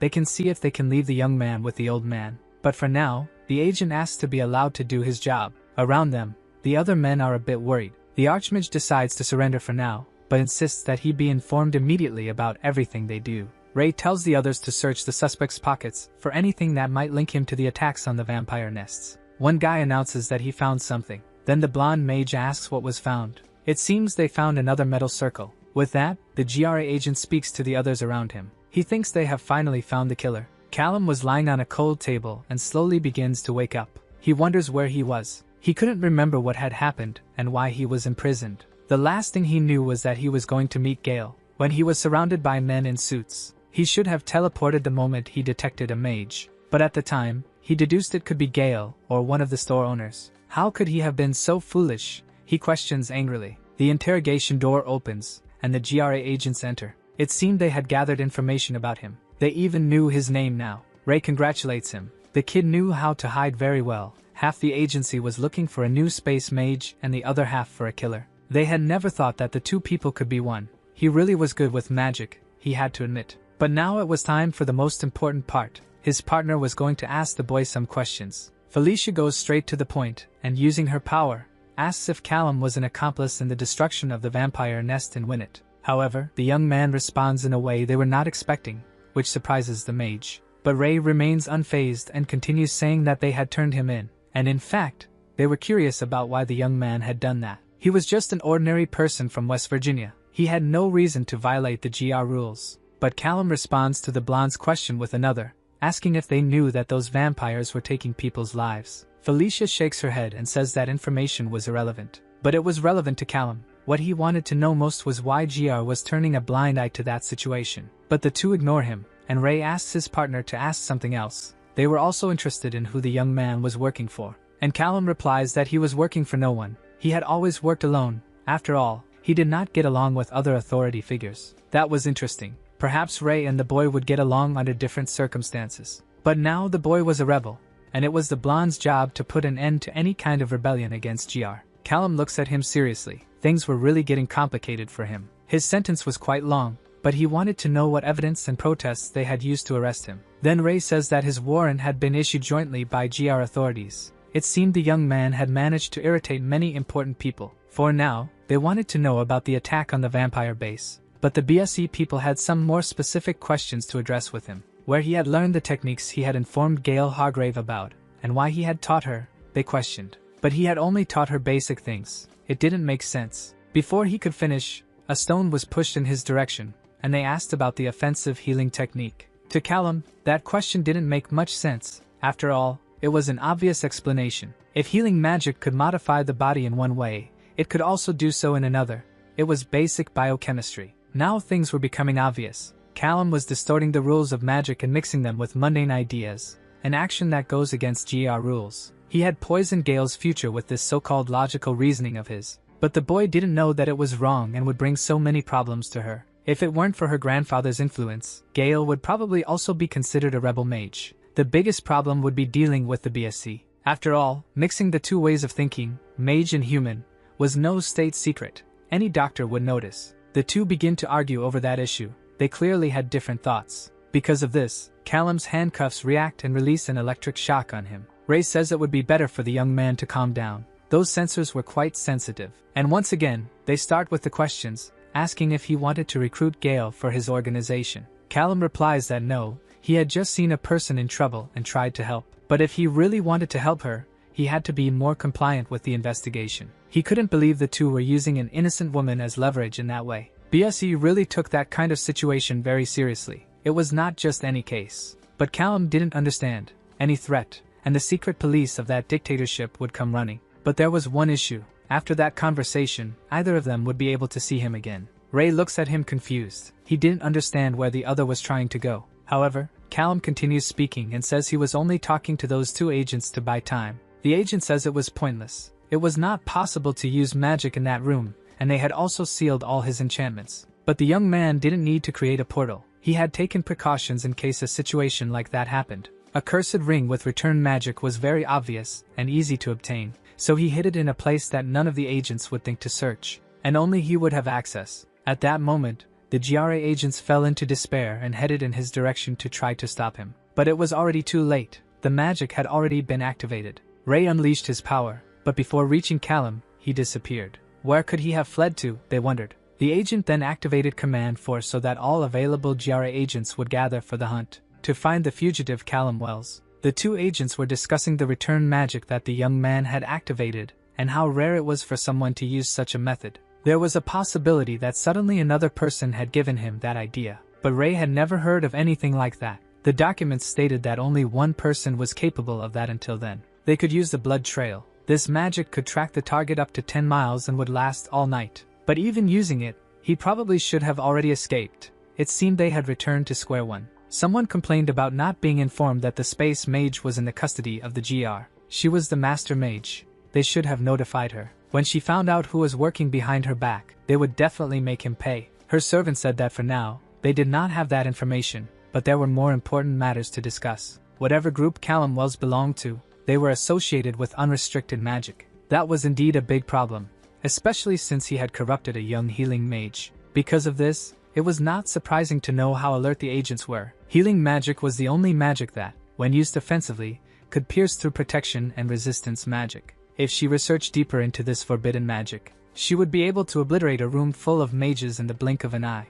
They had to think of someone who could help them. Normally, space mages were not dangerous, but they could be wrong. But the master did not accept that. Space mages could not be dangerous. Perhaps they had some tricks up their sleeves, but nothing that posed a threat. That type of magic was the safest of all. It should not be feared. John agreed with the master and said he would do everything in his power to handle the situation. The master was very clear. She wanted them to find that young man to know who had taught him and what his bloodline was. Every 3 to 4 decades, a space mage emerged, and she needed all of them. So it was better that John did his best. Trembling for his life, he agreed and accepted the orders. In the middle of a forest, a man walks. Callum is grateful for having previously hidden supplies in that place. Clothes, weapons, money, and even some magic books. He had everything necessary to start over. But how had he messed up so badly without realizing it, he wondered. Now the GR knew everything about him. His personal identity was completely compromised. They thought he was part of some secret organization.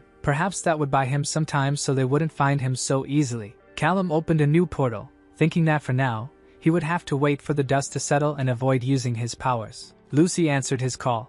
She thought she would never hear Callum's voice again. It seemed he had really gone there and caused the chaos he so desired. The young man asked if the situation was very bad, and she replied that despite him having initiated a deadly hunt, things were actually quite calm. No one was admitting or accusing anyone. He commented that he might have shown off a bit at the end, and she replied that now he was considered a terrorist, so he had indeed crossed some lines. But now Lucy was interested in the details of what was happening with him. For now, Callum just wanted to make sure she was okay. Next time he would tell her everything properly. He didn't want her to get involved. But she told him not to worry. They could only come after them if they still had the research material. But she had already seen what she needed. Taking advantage of the fact that they were talking about the research, he wanted to know if she had any magical supplies to recommend, preferably something that lasts a long time. Lucy thought for a moment. Good quality magical supplies like Callum wanted were hard to come by, especially when it was a person and not a guild asking. They teased each other a bit, and soon returned to the important subject, even knowing where the supplies came from. It would be illegal just to show up in one of the caves and take them, but since he was already a criminal, perhaps it wouldn't be such a problem after all. He had expected that answer. He would have to find a way in the end. But before disconnecting, Lucy needed to inform him that Mistress Duval was really angry. As the governess of the Space Wizards, Duval basically owned all the others that had ever existed. So no matter what he did, it was better for Callum not to be caught by her. He needed to be careful. Later that night, Callum was reading the materials that Lucy had sent him. It seemed he was getting closer to the theory of the FAE, so that information would be useful. He had gained fighting experience and knowledge of every species he had come into contact with before. But until then, the closest he had come to the FAE was that GR agent. It seemed that her magic came solely from the Vis. The FAE were capable of doing unimaginable things using the basics of magic. But unfortunately, that didn't make them the strongest. Well, it was better for him to read more carefully from then on. Not being prepared was the worst thing he could do.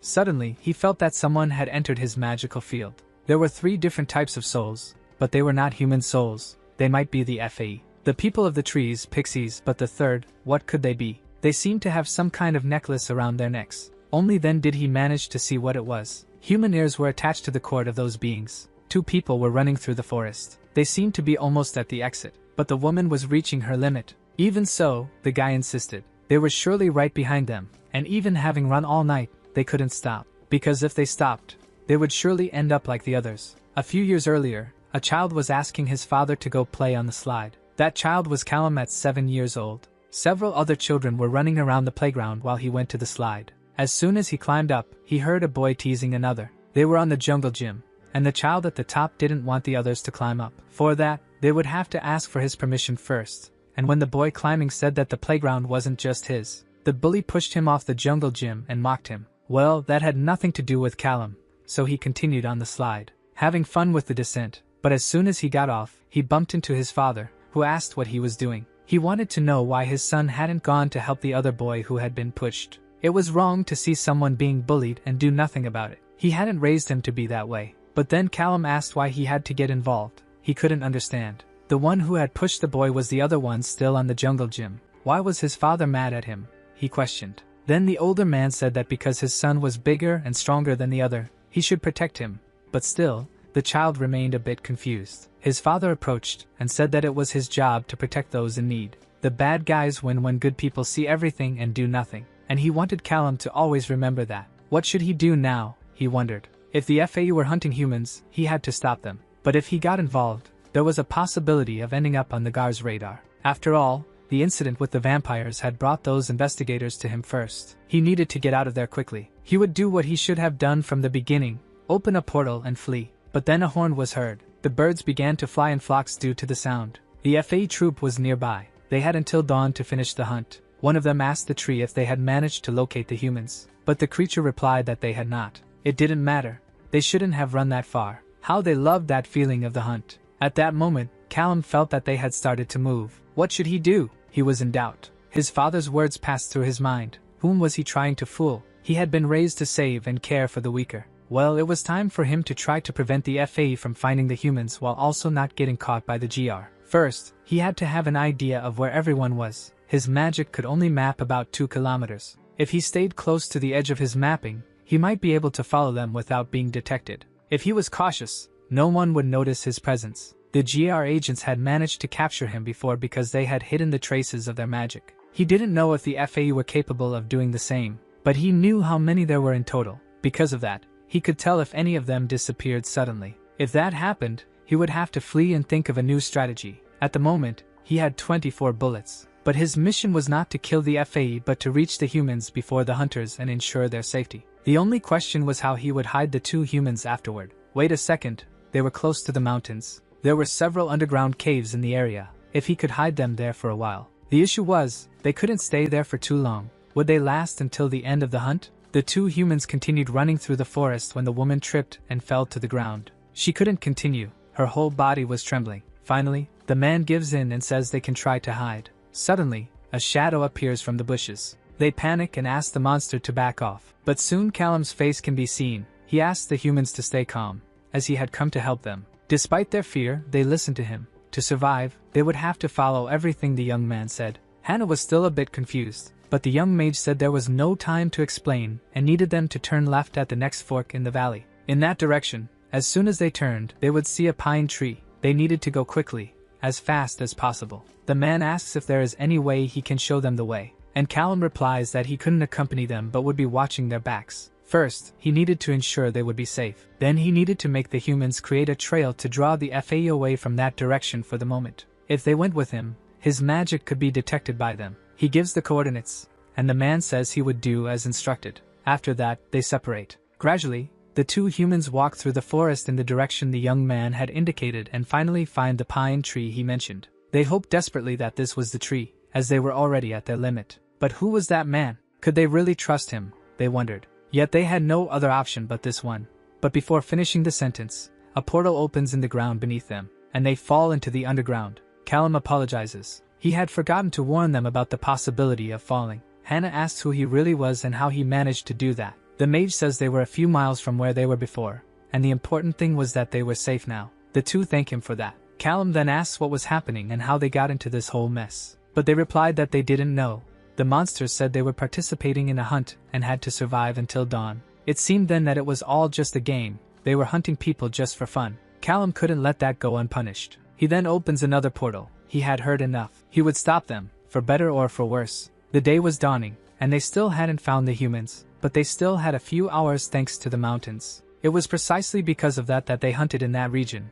But while they spoke, they didn't notice the strange movement behind them. They continued boasting about tricking humans and how much fun it was. Even so, they couldn't waste any more time. They needed to move quickly. And it was at that moment that they finally missed the pixies. With their distraction, they didn't notice a portal opening right beneath their feet. At the last second, they managed to escape the open hole, but one of the tree monsters fell. It completely disappeared into the darkness. Everyone wondered what was happening. They had never gone through anything like this before and needed to report to the monarchs soon. One of the trees went to inform the superiors, but another portal opened, and a boulder fell on it. The redhead became irritated, but soon a mini portal opened in front of her, and a shot is heard throughout the forest. The remaining mage gathers his power, and then manages to spot the mage responsible for that power. Roots begin to form, and a bow with an arrow appears. The arrow flies toward Callum. When he saw he had been noticed, he opened a portal to try to escape. The arrow hits the spot where he was, exploding everything around. That had come very close. Dealing with the pixies had been easy because the portals were smaller, so no one noticed. But making a portal large enough to catch the others might have been a bit ambitious. He had only managed to catch one of the three tree monsters. They were surprisingly fast, and Callum needed to be careful not to let them get too close. To make matters worse, one of the FAE was able to detect his presence. Before he could finish his thought, he senses a presence approaching and turns to see what was coming in his direction. He dodges the attack and quickly prepares his weapon. A few shots head towards the target but end up hitting a random tree. The young man is momentarily lost, trying to identify where his enemy had gone, but before he realizes it, an attack comes from behind and hits him squarely. He is thrown towards a rock, clearly battered, and wonders how they managed to get behind him without him noticing. They probably must have used some kind of magic, but in this game, he also had his advantages. Callum concentrates and begins to scan the area around him. Seconds later, he can feel the soul of the being nearby. Then he starts to move in a way that lures the enemy towards him. And just as expected, the monster appears from within one of the trees. It seems he could teleport from tree to tree. The mage shoots in its direction, but the creature is faster, and soon the bark of the trunk closes. The young man was really in trouble now.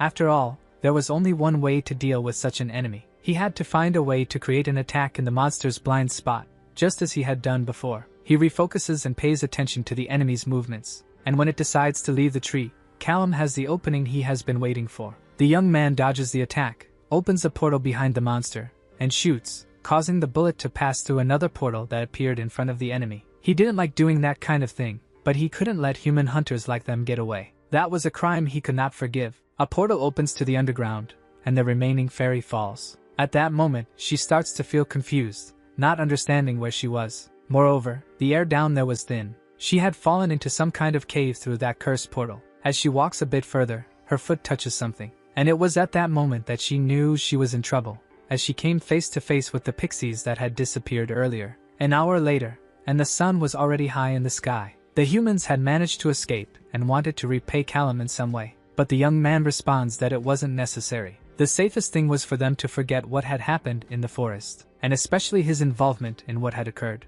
He knew that this situation had likely been traumatizing for both of them, and wished he could help them more, but he needed to return to his hideout soon. He wishes the couple good luck, and then the three part ways. Already on his motorcycle, Callum calls Chester. Having gotten involved with that group of fairies, he needed to know how exposed he was now. The man then asks him to describe what kind of fairies he had dealt with. The young man says there were some pixies, a tree monster, and 2 elves, and all of them were hunting humans in the mountains. Chester ponders for a moment, and his silence makes Callum a little anxious. The man warns the young man that he needed to leave that place quickly, as they were noble-type fairies, and soon the monarch would learn about their deaths. Without thinking twice, he continues to accelerate his motorcycle. He would add those fairies to his list of people hunting him. Chester takes the moment to give Callum an idea and invites the boy to work with him, thus ensuring he would be protected for a while. He thanks him but declines the offer. After having faced the GRA, he was even more eager for his freedom. He wouldn't mind doing some freelance work occasionally, but he never wanted to work for any boss again. Even so, he would need a safe place to stay, a place where supernatural power wouldn't be able to find him. But the young man already had an idea of where to go, and hangs up the call. Meanwhile, in Lucy's room, you might wonder what was going through that boy's mind. The girl then replies that the young man must be feeling quite proud after escaping from the GR. Indeed, Callum had managed to do something extraordinary, and that raised even more questions in Chester's mind about the boy's true identity. He then asks if Lucy had found any more information about the boy's past, but it seemed that until a few months ago, he really was just a human. But humans didn't become mages out of nowhere. He surely must have some noble in his family tree. Who, after all, were that boy's parents? That was the question that lingered in the air. Callum finally arrived at the destination he wanted, hoping he wasn't making a mistake. Walking towards the international airport, he admits that Chester was right. He needed to find a place where he could have good nights of rest without necessarily worrying about the supernatural world. If even a small town like Winnet was on the radar of those agents, he didn't have many options. Fortunately, he had found a great hiding spot on the first day he became a wizard, in the old lady's house. He then remembers the conversation he was having in the car about the guild and the borders with the portal of the 6 worlds. At that time, he didn't quite understand the word world in the plural, but in reality, among the wizards there were some planets that existed between Earth and the multiverse. These planets are responsible for supplying mana to Earth, so the GR are responsible for defending them. Each world corresponds to a different type of supernatural species, from vampires to fairies, dragons, and mermaids. Callum mentally thanks Agentson for that information. It had been useful after all. According to what he had said, the entrances to the portals were heavily guarded by elite wizards. Moreover, to enter the portal, you had to be accompanied by another stronger wizard. In other words, if he could get past security, he could stay safe for a while. The portal he was currently looking for was on another continent, and because of that, it had a completely different type of security to deal with. The airport was very well guarded, and he wouldn't be able to teleport easily into some random plane. However, buying a ticket was also not an option. They could track him through that. So what could he do to catch a flight in a non-traditional way without getting caught? The airport was very busy, and even using magic to avoid detection, he accidentally bumped into a woman who was left confused about what had happened. That was close. He almost got discovered. The type of magic he had learned from Gale allowed him to disappear from the eyes of normal people, but he still needed to be careful with every step. He stops to assess the situation a bit, but with the number of people present, Callum found himself on a nearly impossible mission. Suddenly, a thief comes running towards him with the police right behind. He wasn't expecting a robbery in that place out of nowhere. The young man tries not to get involved, as that would be better for him. But then the elderly lady appears asking for help regarding her purse, and once again, Callum finds himself getting involved in a situation that could compromise him. The little thief runs towards the emergency exit door, but suddenly he trips and falls hard to the ground. Obviously, the young man, taking advantage of the spell, made him trip on purpose. The thief is then caught by the police. At that moment, the boy ends up seeing the officer's ID on his belt, and an idea pops into his head. While the officer took the culprit away, the young man used the ID to enter the security area. Elsewhere, in the middle of the forest, the king of the tree people observed what had happened the night before. Surely a fight had occurred in the area. There were several things out of place, broken trees and branches, and in addition, there were footprints of a human. Clearly, a wizard had no respect for nature, and because of that, the earth would surely remember who that offender was. The king then activates his vision power, and gradually, his memories are filled with scenes from the previous night. The woman accompanying him asks what he is seeing, but in the end, something curious was revealed. A wizard he didn't know. This was unprecedented. Even though it was something that would normally be resolved by the GAR, the king couldn't let what had happened to his family go unpunished. That said, he concentrated a bit more of his power in his hands and spread it throughout the forest. Joining with the wind, his magic would be able to guide them to the culprit. Thus, they ended up at the airport. The presence of the one they were looking for seemed to end inside that building in the distance. Suddenly, a human approaches them, warning that they couldn't stay in the middle of the runway. The woman asked for permission to deal with the human, while the guard continued saying that that area was restricted and that they couldn't cross the limits. King Jisrael enters his monarch mode. After all, no one could command the king. But the human didn't care if he was king of something or somewhere. To him, the two had to leave immediately. At that moment, Jisrael becomes furious and grabs the officer by the head. Out of pure anger at the human's arrogance, he brutally takes his life. Then, he orders the woman beside him to call someone to clean up that mess, while he himself would go in search of the unknown wizard. Callum waits for the plane to empty before moving again. He had arrived at his destination. Upon entering the bathroom, he undoes the magic he was using. That fight he had faced during the night had truly left him in a rather unpleasant state. If only Gale were with him, he could heal a bit with her magic. They were asking how the girl was doing. After all, he had put her in a big mess. Teaching her about forbidden magic was something he was preoccupied with. The only real crime the girl had committed was crossing his path. Perhaps one day he could repay her in some way. Without expecting to be caught off guard, a flight attendant opens the bathroom door and comes face to face with him. She is startled to see someone inside the plane. She had hoped there would be no one there. Callum then apologizes and says he was just about to leave. Having said that, he bids farewell to the flight attendant as if it were the most natural thing in the world. It was just a little longer until he could reach the country with the portals. He wanted to be out of the guards' clutches soon and hoped that somehow they had forgotten about his existence. A few hours later, rain was pouring heavily as a woman waited by the sea. King Jisrael approached her, and she said she was waiting for his majesty. They exchanged brief greetings. It seemed that even the king of the forest people was not foolish enough to face the seas in those conditions. The woman was curious about his presence. After all, it wasn't every day that the king was there. From what the man had said, a human had attacked them, and he had gone to ask the GR investigators for help in finding him. They should be prepared to be responsible for that hunt. Inside the security tower, Ray approached Jisrael, apologizing for the delay. It seemed that something renegade was driving everyone crazy. The noble then reported what he had seen in the forest to the agent, speaking about the tears in space-time. Ray couldn't have been happier to hear that, and the king noticed the change in the agent's face. He then explained that considering the facts he had been told, he already had an idea of who the wizard he was looking for might be. Ray then took out a photo and showed it to Jisrael. The agent explained who that rebel was and asked where they had seen him. Meanwhile, in Switzerland, Callum managed to find the portal he was looking for. He knew that the destination was the land of dragons, and that was one of the most dangerous worlds among the planets. To add to that, he didn't have much information about the magic that the dragons used, and they were the strongest species among the supernatural beings. Considering all those factors, he found it surprising how lax security was around there. There was only one wizard guarding that entrance. The only thing he had to do was get past him,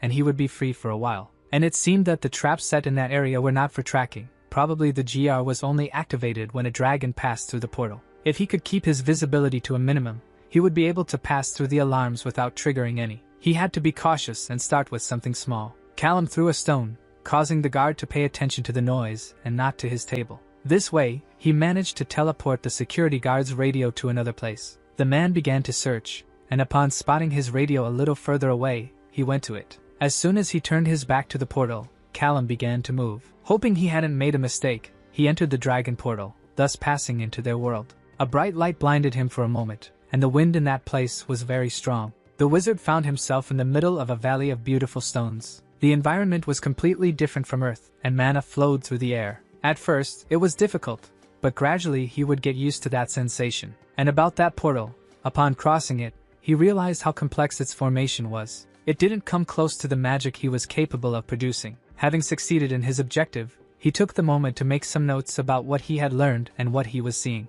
But soon he realized he was not alone, and before he could defend himself, chains of fire appeared around him. The pain he felt now was very intense. Meanwhile, pedestals formed right in front of him, completely surrounded by fire. A red dragon appears, stating that the young man had violated the laws of that world by entering the land of dragons. Because of that, he should perish there and then. However, before the attack could reach the human, by some miracle, the dragon recognizes him and calls him by name. For a second, the image of a man appears in his mind, and Callum recognizes him. That was Shahe. A cell phone vibrates in the agent's pocket. It seemed he had received a text message. Someone was willing to help in his hunt for Callum and had prepared a list of agents for him to review. There were indeed many people interested in capturing that young man. After all, no one expected that just one rebellious wizard could cause such a commotion. He had achieved the impossible, not only escaping the guild but also making the entire guild enter a search and seizure operation. One of the men inside the armored car asks if Sin is scared. But what the young man felt was an overwhelming anger for being deceived by the boy and losing sight of him.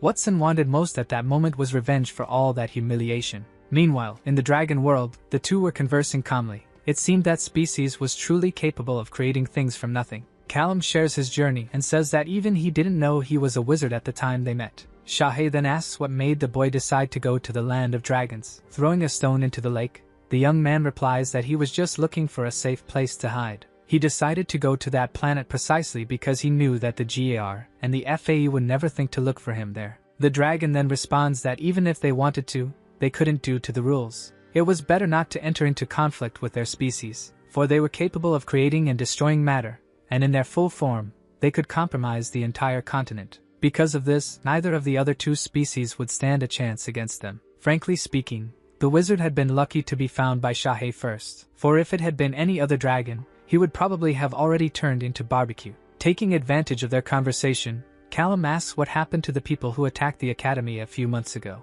but the other assures him that it was nothing serious, just a personal conflict. However, after that incident, Shahe decided to let the dust settle a bit before he could return, so he left his clones to take care of the place for a while. The young men are intrigued by this. They didn't know about a magic capable of creating clones. The dragon then shows how it's done. After all, he couldn't just walk around in his original form. And only at that moment does Callum realize that acting that way really made sense, leaving the dragon a bit confused. The young man then explains that even before becoming a wizard, he could see Shahi's natural form, which made everything more interesting. He probably inherited that part from his father. He then asks if it had to do with the senior who had raised him, but Shahe says it has to do with his blood father, not his adoptive one. The truth is that the young man had been raised by his grandparents, not his biological parents. The dragon himself never got to know the young man's biological father, but the magic surely came from him. Callum suspected this, but he never wanted to ask more deeply. But in the end,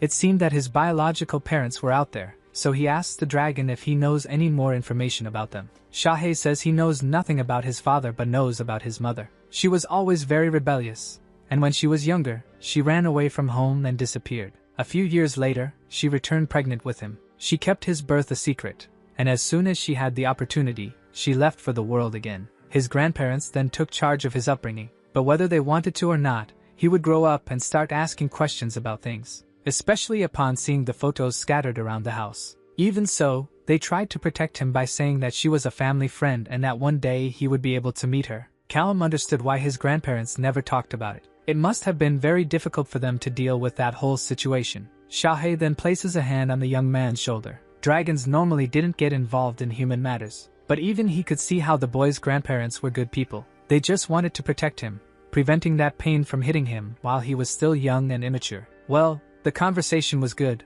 but the boy could no longer stay there. Otherwise, they would be in trouble. Callum then asks if he knows any other place where he can hide. Shahi says that the fairy world would suddenly be an option, even though it is unpredictable. The deepest part of the forest was more dangerous. In the vampire world, if he wanted to win the war, that place would be ideal, especially for having the enchanted materials he would need. It wouldn't be the first option he would choose, but it is an interesting option. The dragon then tells him to take care as he is in a risky position. Half of the supernatural world was after him, and most wanted Callum dead. Callum then becomes reflective and asks what he should do. Shahe responds by saying that the strong can do as they wish, and the weaker ones would endure whatever they could. In that case, the young man would have to choose the path of the strong. In a few seconds, the shapeshifter transforms into his 100% original form and completes the sentence by saying that this was how dragons did it. The young man is left speechless upon seeing a giant dragon in front of him. Meanwhile, Ray was trying to leverage his position to get more information, but the officer he was speaking to responds by saying that despite that,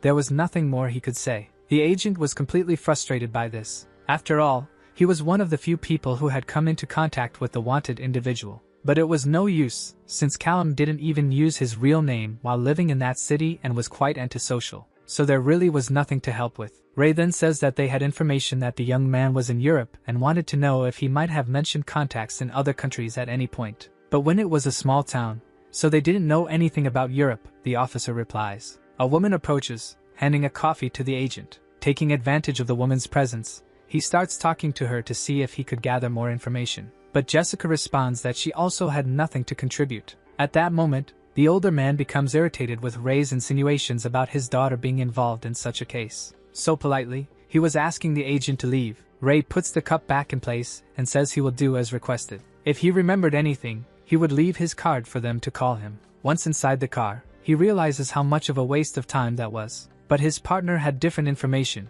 She had gotten a story through a shapeshifter named Clara. So she is surprised. They couldn't use magic on children, but Felicia says he can rest assured the girl hadn't noticed. That said, after pondering for a bit, he asks what kind of information she had obtained. Felicia then says that the girl didn't remember much but that she had definitely been kidnapped by vampires at some point and teleported back. This confirms her theory that the first massacre had been something personal. It also confirmed that the other two Ray had spoken to earlier were withholding information. Even so, none of that was leading them in any direction. By the way things were going, they wouldn't be able to find Callum anytime soon. The portal to the vampire realm was completely different from the portal to the dragon realm, being much more protected. There were more than triple the agents in that place than in the previous cave. Even so, the defense mechanisms were simple. If the land of dragons was like the door of a safe, compared to them, the defense of the vampire portal was like the lock of a school locker. Probably the best strategy would be to teleport directly in front of the portal, considering how rudimentary the defense mechanisms were. Possibly no one would notice his presence there. Everything was actually seeming a bit easier than he expected. But there was only one way to find out if, in the end, this was a trap or not. Suddenly, the vampire portal begins to react, and one of the guards turns his back. But soon after, everything calms down again, so he concludes it was just his imagination. And in this way, Callum manages to pass through another portal without being detected. Unlike the dragon world, at that very moment, he found himself inside a castle. He had left Earth while the sun was still high in the sky, but in that place, it was already night, or perhaps it was always night. Callum didn't find that landscape more beautiful than the one at the other portal, but that varied from person to person. From the window, he could see a village and detect some wizards, which surprised him as he thought that land belonged only to vampires. But now he understood that in the land of dragons, wizards were not welcome. However, considering the connection of the GR with the vampires, they were probably welcome in that land. And knowing the huge difference between humans and wizards, and vice versa, some of them probably preferred to live around there. This also explained the lack of traps around the portal. If wizards usually went back and forth from that world, having traps around would be a problem. Everything really seemed too good to be true. The Court of the Night was definitely the worst place he could hide at the moment. After all, it was a world composed of the two species that wanted to see him imprisoned or worse. Staying in that place would be risky, but the dragon was right about the magic supplements. He should at least try to take a walk before leaving. Somewhere else in the Court of the Night, two people were hunting wolves in the middle of the forest. Even though they were only threats to humans, the vampires still had to deal with that hunt. It seemed they were forced to do everything to please that guild and its regulations. He thrust the sword while cursing indignantly at that. Suddenly, a new scent appeared in the air, and the two vampires went on alert. The woman said she sensed the presence of a wizard nearby, but at that hour, it was quite peculiar to have someone else there. She then asked what they should do, but the man replied that he would just let it go. If some wizard wanted to venture into the forest at night, let him. However, it would be a big problem if that wizard were the child of some noble and ended up losing his life in the middle of the forest. So she signaled to Court 12 and warned that she had sensed a wizard wandering in the forest, asking what they should do next. Impatiently, the guy said it was probably some air wizard just taking a stroll around. Even so, she preferred to be cautious rather than regretful. You never know, right? The vampire then received a return message telling her to return immediately to base. She questioned what was happening, but her superior just repeated that it was necessary for them to return quickly. Thus, they went to the castle, completely confused about what had happened and who that wizard could be. She then scolded the other vampire. As if he hadn't reported the strange movement, they would probably be in trouble at that moment. They would likely be asked for a report on what they had sensed, even if it was a weak presence. As soon as they entered the castle, a noble was already waiting for them. He asked if the two were the vampires on patrol, but they didn't recognize the guy and asked where their partner was. The man then introduced himself as Master Tyson and said that the problem was probably far beyond what their partner could handle. Upon hearing that he was a member of the BSE, the vampire completely changed his posture. Tyson then began to ask what they had seen in the forest, but they hadn't seen anything, only sensed the essence of a wizard nearby. The master asked if they were sure it was a wizard, and the woman replied that it was certainly a human magic, but she hadn't been able to detect its nature. That issue made things a bit more complicated. The man then asked what the BSE was doing in the night court. Tyson then replied that they believed the possible fugitive had escaped to the world between the portals. That human was definitely dangerous since he had attracted the attention of that guild. His strength was still not completely known, but at the moment, that man was considered high risk by the BSE. He then commanded the vampires to inform their partners to stay alert. If someone named Callum Wells appeared, they were to report to him immediately. After all, they needed to capture him as quickly as possible. No book he had read had prepared him to deal with the Night Court. His very name gave the feeling that there were monsters hiding around every corner, demons and witches using the darkness to their advantage, but none of them were that refined. Because what terrified in the Night Court were not the vampires or the other supernatural beings, but the moon that seemed like it would collide with that world at any moment. So large it was in the sky. When it pulsed, the whole earth pulsed too, sometimes very weakly like the ticking of a clock, and sometimes so strongly that even a mountain could rise in the blink of an eye.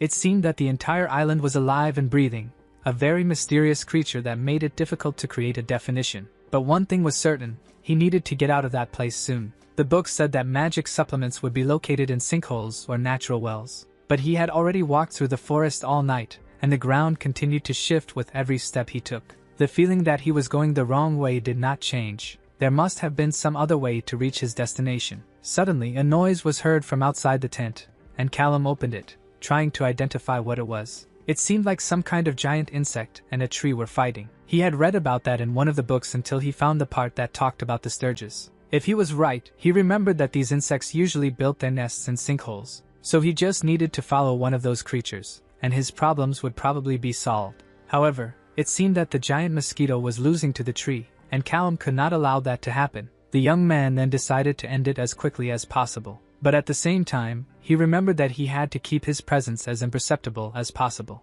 If the vampires later found bullet casings in the middle of the forest, it wouldn't take long for them to realize he was around. He needed to be smart and think calmly. He had to take advantage of the tree's last attack to open a portal and redirect it to hit the enemy. This way, he managed to ensure that his presence was not easily detected. Without waiting another second, the creature took flight, forcing Callum to gather his things as quickly as possible and follow it. As he had expected, he managed to reach the location he was looking for, and there were indeed many of those sturges in that area. At the bottom of the pit, the water was bubbling, or could he even call that water? Right next to it were the magic crystals he so desperately needed. If he was cautious, he could collect some of that material through his portals, so it was time to see if that would work. He guided his magic down there, enveloped the stone, and brought it to himself. But as soon as he held it, an enormous pressure hit him, altering the ground around him, and causing all the monsters inside that cave to awaken. That was definitely not a good sign. Without them noticing his presence, things gradually calmed down. But if that whole reaction was because he had taken just one sphere, how complicated would it be to take the amount of crystals he needed? Due to that reaction, he would probably have to do everything in one go. And even then, he would still need something to distract them. He then observed the cave and opened a portal that teleported the tree monster's body directly into the cavern. All the creatures began to move, paying attention to that intruder, and the slime started to envelop the body of that tree. With the distraction and chaos down there, he took the opportunity to grab as many crystals as he could. He disappeared shortly after before anyone else noticed his presence there. A few hours later, 2 wizards were at the bottom of that pit. Whoever activated that nest was truly an idiot, and had made their job 1,000 times harder. Another man appeared, saying that a good portion of the crystals from that cave had disappeared. So the person who went there was after magical supplements. Maybe it was that wizard everyone was talking about. If that was the case, luck was on their side. He had to call Tyson right away and inform him that Callum Wells had passed through there. If they acted quickly enough, they would be able to capture him. As soon as he heard the information about Callum's presence,